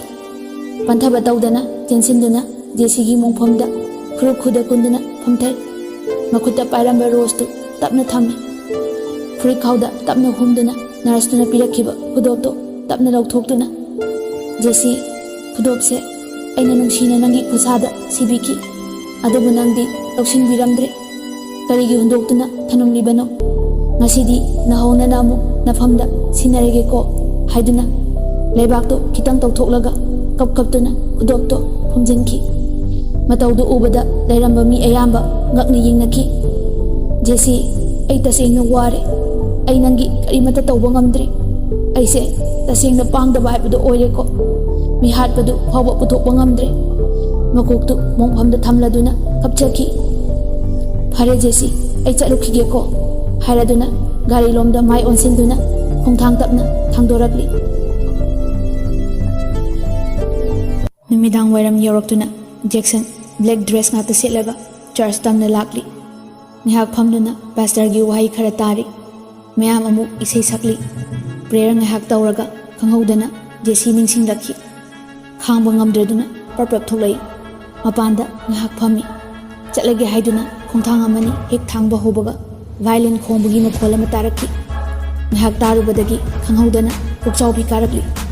suradu atay atopa matanati JC na Christmas nimita khongkiba surdumakni Jackson khong thangba tholoktre JC kainabagi maichakna khanghaudana thamoida chaklagli misakto kanano khangdoklage haiduna praplap chamagli nupido yana pakhatna amit uisanduna masanik to makai violin khongli ngahak leiraga loisindana stage dagi chenthoraki Jackson tofam khangdre backstage ta changlaktuna nupido leibra haiduna yengli adubu ude ngahak ko chen duna koithi thiraba matung lapna letuna leiba ure Jackson panthaba tawdana nupido tamna chensili yamna tapna excuse me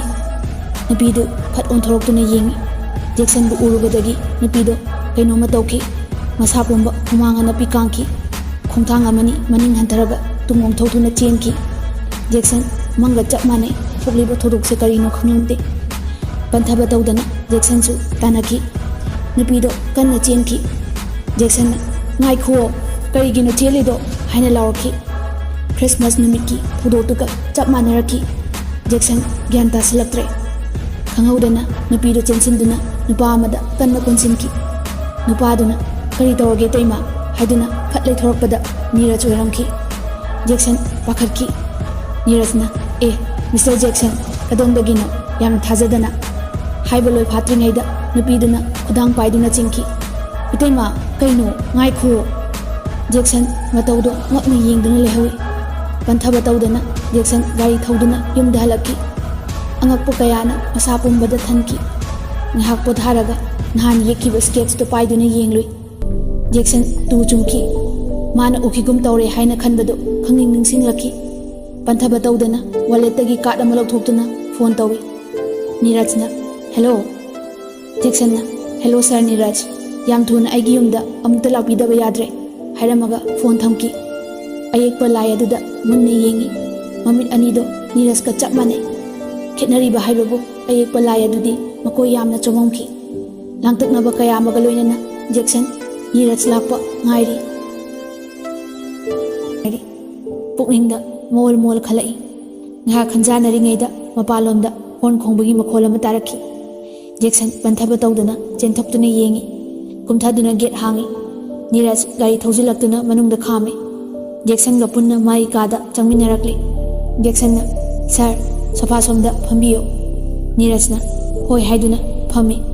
Jackson, ꯀꯩꯗꯧꯕ ꯌꯥꯎꯔꯒꯦ? ꯑꯩꯗꯤ ꯏꯄꯥ ꯄꯥꯈꯠꯂꯨꯔꯦ꯫ ꯖꯦꯛꯁꯟꯅ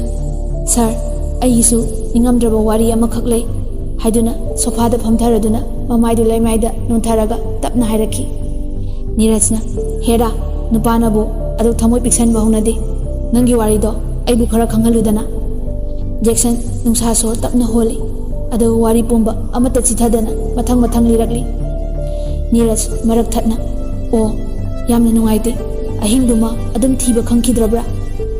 Jackson ꯃꯈꯥ ꯇꯥꯅ ꯊꯃꯣꯏ ꯁꯣꯛꯅꯤꯡꯉꯥꯏ ꯑꯣꯏꯔꯕ ꯃꯥꯒꯤ ꯋꯥꯔꯤꯗꯣ ꯂꯤꯔꯛꯈꯤ꯫ ꯅꯨꯃꯤꯠꯇꯨꯗꯒꯤ ꯑꯩ ꯃꯤꯍꯥꯠꯄ ꯑꯗꯨꯕꯨ ꯊꯤꯔꯛꯂꯤ꯫ ꯊꯦꯡꯅꯕ ꯃꯐꯝꯗ ꯃꯍꯥꯛꯄꯨ ꯍꯥꯠꯄ ꯍꯥꯏꯕꯁꯤ ꯑꯩꯒꯤ ꯋꯥꯁꯛꯅꯤ ꯁꯥꯔ꯫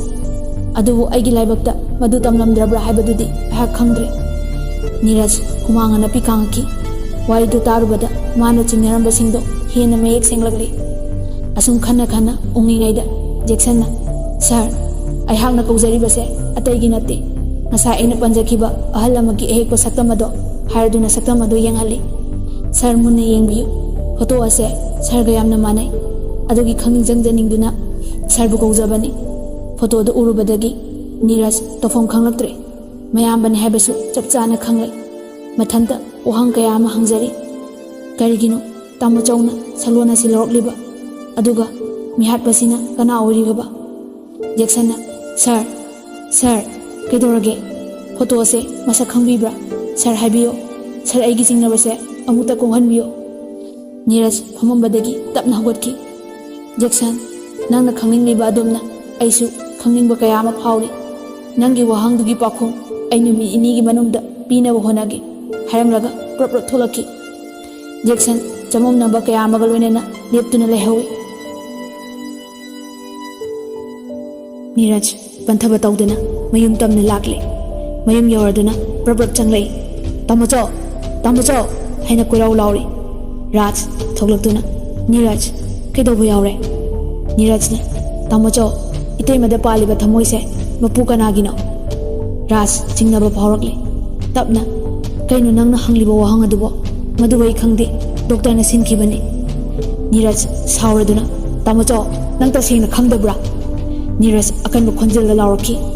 ꯏꯃꯨꯡꯒꯤ ꯃꯤꯑꯣꯏ ꯄꯨꯝꯕ ꯇꯥꯔꯗꯨꯅ ꯆꯦꯟꯊꯣꯔꯛꯂꯤ꯫ ꯔꯥꯖ ꯇꯤꯊꯁꯅꯗꯨꯅ ꯏꯌꯥꯝꯕꯒꯤ ꯏꯕꯨꯡꯉꯣ, ꯅꯪ ꯏꯌꯥꯝꯕꯗ ꯑꯀꯟꯕ ꯈꯣꯟ ꯊꯥꯔꯕꯀꯣ?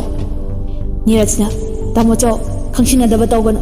ꯀꯩꯒꯤꯅꯣ ꯑꯩꯈꯣꯏꯗ ꯃꯤꯅꯝꯕ ꯊꯝꯂꯤꯕ? ꯍꯥꯏꯗꯨꯅ ꯉꯁꯥꯏ ꯖꯦꯛꯁꯟꯗꯒꯤ ꯄꯨꯔꯛꯄ ꯑꯌꯦꯛꯄ ꯁꯛꯇꯝꯗꯨ ꯃꯃꯥꯏꯗ ꯂꯪꯁꯤꯜꯂꯤ꯫ ꯔꯥꯖ ꯎꯄꯥꯏ ꯂꯩꯈꯤꯗꯦ꯫ ꯂꯩꯃꯥꯏꯗ ꯑꯉꯥꯎꯕꯒꯨꯝ ꯐꯝꯗꯨꯅ ꯀꯞꯄꯛꯈꯤ꯫ ꯑꯩ ꯃ꯭ꯔꯤꯅꯥꯂꯤꯅꯤꯕꯨ ꯌꯥꯝ ꯅꯨꯡꯁꯤ꯫ ꯃꯥꯅ ꯋꯥꯅ ꯈꯥꯡꯕꯗꯣ ꯑꯩꯅ ꯌꯦꯡꯕ ꯉꯝꯈꯤꯗꯕꯗꯒꯤ ꯄꯔꯥ ꯂꯩꯖꯗ꯭ꯔꯤꯕꯤ ꯅꯨꯄꯤ ꯃꯆꯥ ꯑꯃꯕꯨ ꯏꯈꯨꯠꯃꯛꯅ ꯍꯥꯠꯈꯤ꯫ ꯔꯥꯖ ꯅꯤꯡꯉꯝꯗꯕ ꯀꯌꯥ ꯑꯃꯒ ꯂꯣꯏꯅꯅ ꯅꯨꯃꯤꯠꯇꯨꯗ ꯊꯣꯛꯈꯤꯕ ꯊꯧꯗꯣꯛꯁꯤꯡꯗꯨ ꯅꯤꯡꯁꯤꯡꯂꯗꯨꯅ ꯋꯥꯔꯤ ꯕꯤꯝꯕ ꯂꯤꯊꯣꯔꯛꯈꯤ꯫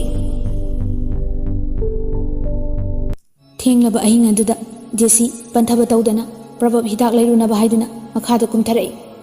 ꯍꯟꯅ ꯌꯦꯡꯉꯝꯗꯅ ꯄ꯭ꯔꯕꯞ ꯂꯥꯛꯄꯗ ꯈꯪꯍꯧꯗꯅ ꯃꯥꯡꯗ ꯂꯥꯛꯑꯝꯕ ꯔꯥꯖꯇ ꯍꯦꯛ ꯊꯦꯡꯒꯥꯏꯔꯨꯏ꯫ ꯔꯥꯖ ꯃꯈꯨꯠꯇ ꯄꯥꯏꯔꯝꯕ ꯐꯥꯏꯜ ꯑꯃꯗꯤ ꯍꯤꯗꯥꯛꯁꯤꯡ ꯂꯩꯃꯥꯏꯗ ꯇꯥꯈꯤꯕ ꯈꯪꯍꯧꯗꯦ꯫ ꯖꯦꯁꯤ ꯄꯥꯈꯠꯅ ꯁꯣꯔꯤ, ꯎꯍꯧꯗꯗꯅ ꯇꯧꯕꯅꯤ, ꯋꯥꯔꯧꯕꯤꯅꯨꯀꯣ꯫ ꯔꯥꯖꯅ ꯀꯩꯁꯨ ꯀꯥꯏꯗꯦ ꯍꯥꯏꯔꯝꯃꯒ ꯍꯤꯗꯥꯛꯁꯤꯡꯗꯨ ꯄ꯭ꯔꯞ ꯄ꯭ꯔꯞ ꯍꯥꯞꯆꯤꯜꯂꯤ꯫ ꯍꯤꯗꯥꯛꯇꯨ ꯄꯥꯏꯈꯠꯂꯒ ꯔꯥꯖ ꯄꯟꯊꯕ ꯇꯧꯗꯅ ꯄ꯭ꯔꯞ ꯄ꯭ꯔꯞ ꯀꯥꯈꯠꯈꯤ꯫ ꯖꯦꯁꯤ ꯃꯥꯒꯤ ꯃꯇꯧꯗꯣ ꯉꯛꯅ ꯌꯦꯡꯂꯒ ꯂꯩꯍꯧꯏ꯫ ꯇꯟꯖꯥꯗꯨꯗ ꯃ꯭ꯔꯤꯅꯥꯂꯤꯅꯤꯕꯨ ꯂꯥꯌꯦꯡꯂꯤꯕ ꯗꯣꯛꯇꯔ ꯑꯗꯨ ꯀꯨꯝꯊꯔꯛꯏ꯫ अदुगा हायरकी मिस्टर राज अथुबा मतमदा हार्ट ट्रांसप्लांट तौद्रबदी उपाय लेररो एखोय होनबा याबदी होनरी अदुबु राजना डॉक्टर एगी नुपीगी थवाइददी कनबियु खोंजेल निकना हायरको वाहाइदुना हॉस्पिटल दो निन्निल्ली पंथबा तौदना डॉक्टर दुआ राज का वरी सना सनादुना पप पाखखी जेसीसु हन्ने यंगलमदना हाथु हाथु चतुना दाग लेरुरे कैंटीन चंगलगा चानब खर लौरगा हलपदा इखंग खंगौदना नसाई थिंजिनखिबा मफम अदुदा अमुक राज का मायोकनरे राजना इचल केनोंता हाइजगेबा जेसीना यानी ददा कई हाबिगदबा राजना आई अथुबा अमा चतबा याद्रे अदुना हिदाग अमता पुखपिखो आई अमुक कारको फरक तादना तौबने यानीको जेसीना ददा यानीए हाइदना मखोइनी पंथबा तौदना हॉस्पिटल की मपान थोपिनरे अहिंगी मतम ओइबना मफम अदो इचिकची मी अमता चते लंबी अदो फना सांगी नाकंदा गाड़ी खरसु खामदी जेसीना ददा वरो बिरोय इनमा हाइगद्रा मतौ करमना राज मपी इराचेली खंगदे करी हाइगदबनो डॉक्टरना अथुबा मतमदा हार्ट ट्रांसप्लांट तौद्रगदी उपाय लेररोय हाइरी आई करी तौगदबनो खंगद्रे जेसी तफम खंगदना वादी ngang तुमिना दुम चली राजना इचन असी एगी गाड़ी थोंग अमता हांगदोके मनुंगदा खाव मा यावबने हाइदुना राज गाड़ी की थोंग हांगदुना तू असी मनिंगी सिट लेरिसिने लौरो जेसी गाड़ी रोम द जंगसिंदुना गाड़ी की मनिंगी थोंगदो हांगदोगा मकोकतो लुकथादुना खावदु लामी तुम रोमदगी खंगौदना जेसी खौरीदा कन्ना फाजिलकी जेसी लावगे हेक तौबगा मखुत नामना मचिन मेरी जेसीबु सिट्टा नमसिंदुना कुशन नामना मचिन द नमदुना मखुत नामना मखौरीदा कन्ना नमी जेसी उपाय लेत्रदुना मखोंदो फिदिमिलिंग कावदुना मखुत नामना इंथोकनबु होनाजै अदुबु उपाय लेखिदे असुमना डॉक्टर अरुणगा एगा तुमिना पाव फाउनारगा अहल अमगी सक्तम लौदुना नुपी मचा अदुगी मपा सारगा हॉस्पिटल अदुदा पुसिनकी अदुदगी नुपी मचा अदुगी हार्ट तो एगी मिनालिनी दहाकी राज कपलदुना हरे वारी द तारुबदा इमुंग मनुंगी मिपुंग खुदिमा निंगबा काइनकी नीरजना खुदक्ता पुलिस स्टेशन दा फोन तौरदुना मी खर लाकनबा हाइख्रे पंथबा तौदना जेक्सन दा पाव पीरे पुलिस सिंग लाकलदुना राज मसागी मराल याजदुना खुत्ता योलिंग थांगलगा ममा अमदी मागी नुपीदगी काने याथंग लौरगा गाड़ी दा काखलगा पुलिस स्टेशन तमना चटकी सोमदा जेक्सन दी नीरजना फोन दा हारकलिबा वादु ताबदा पुंगंगकी खुत्तगी फोन ताखिबा खंगौदे अंगकपा अमदी साउनिंगबा कया अमना थनख्रे पंथबा तौदना जेसीगी मपादा फोन तौवे जेक्सनना हेलो बाबा नुंगाइबा पाव अमा लेरे जस्टिनना हा हौजिकबु करम नुंगाइबा पाव अमा लेरिगेने जेक्सनना बाबा असेंगबने आई यामना हरावे बाबा जस्टिनना इचाना हरावरदी इपागिसु अपेनबने अदो करी पाउनो हाइरुदना जेक्सन कपली कपली बाबा जेसी दो नसीदगी शांति फंगबा ओजख्रसन जेसी हाट उमी हाट पदो मसक खंगले बाबा जस्टिन वादो ताबदा पुंगंगकी जेक्सन करिनो नंगना हाइबदुबो इबादी भामेना मत ताद्रेने जेक्सन असेंगने बाबा वरीसे ऐसु यामना ngakna thoi adubu masi achumbu makni hayengmak high court ta puthoklaga oil bichar tawgani haina hairakle Justin अगपदना थनकी मथमोइदा हराउजकी मचाबु निंसिंगलक्तुना मिदु अनिदो पिरांगना पिक थल्ली मेरी इचा हाटपा मी हाटपदो मसक खंगले हाये हयेंग कोर्टा पुथोक्तुना वायल बिचार तौरनी हाइरे मसिदगी हेना नुंगाइबा ममु लेखिद्रने मेरीना इचादो नुंगाइबा मसक खंगदना चटख्रेको नौजरीबी इचादुबु नुंसी हैतना ममा आइगी थानुंगदगी नमदुना मुंबिख्रेबको हारदुना मेरी हिकना हिकना कपचकी जस्टिन पुनमक एखुगी लाइबक्ता तमलमनबने करीदी उपाय ले से कपकनो कपकदब नते हौजिदी नोकलगदबने हाइदुना मेरीबु थिमजिनबिकी अहिंगदो हौख्रे नुमिना तरंग तरंग थोरकले अतिया थक्ता लेचिल अमता पक्त्रे अमुकपो अमता लेरोय हाबिगी सक्तमदा नुमिना हाइना हुमना मनिंग तमना ngaले अयुकी पुंग 10 मखाई तारे कोर्ट मी लोइने लाकनरे जज थोलक्तुना वायल बिचार तौबो हौरे राज मसाना मसागी मराल याजदुना पुंसी चुप्पा जेल लेबा हाइना लाउथोक्रे राज मखुत्ता योरिंग पुंदुना गार्ड तादुना थोरकली मृणालिनी तमने येंगजरे अदुबु हंगजखिबा थमोगी पाखुमदी फंखिदे वा अमता हायरमदना पिदुदगी पिरांग सिंथादुना पुलिस गाड़ी दा काखतुना पुखरे Jackson पुनमकसिंगदो ngakni yengni gyan tapna tamna lakli ngarang church da ukiba nupidugi mapuroibani haiba punamak gyan lakli magi nupibu kannabu honabada jesi gi thawai laukibani haiba khangle tanjaduda Neeraj मतैमगा पुन्ना Jackson तमना चंसिलई Jackson sir अदोमगी तौबिमलसे करमना सिंगदबनो खंगद्रे हौजिकी मतमदा सरगुमना पुक्चेल चावबो मीसे अतांगबने नीरजना जैक्सन ऐगी तोफम थोकपा इथौदो तौबने करिगी लमनो इतैमा सिदा लाओ मांगदा लेपिबा मिसक असे मुन्ने येंगो महाकी थवाइदी इतैमगी हक्चांगदा सागोनादुना लेहौरे जैक्सन प्लीज तोकलो वादो मखा ताबिरन ऐ ताबो ngamdre मृणालिनी मयाम ममांगदा तोफम खंगदा ममाइदा लैमाइदा नोंथादुना मपी लेपतना तारकले खंगौदना मेरी तुंगलोमदगी इबेमा हाइना कौरखी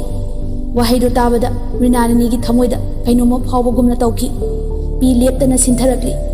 मेरी कपना कपना चंगसिंदुना मृणालिनी की मकोकता नांथाबिदुना नकोक फावबा चिक्तबो ओयुको इबेमा नुंगाय फना पालुको जस्टिन मेरी बु थेमजिन बिदुना उदुना चटकी मृणालिनी तफम खंगदुना कपतुना चेनख्रे जैक्सन उपाय लेत्रदुना येंगदुना लेजहौई चही 35 की मतुंगदा क्रिसमस की अयुक अमदा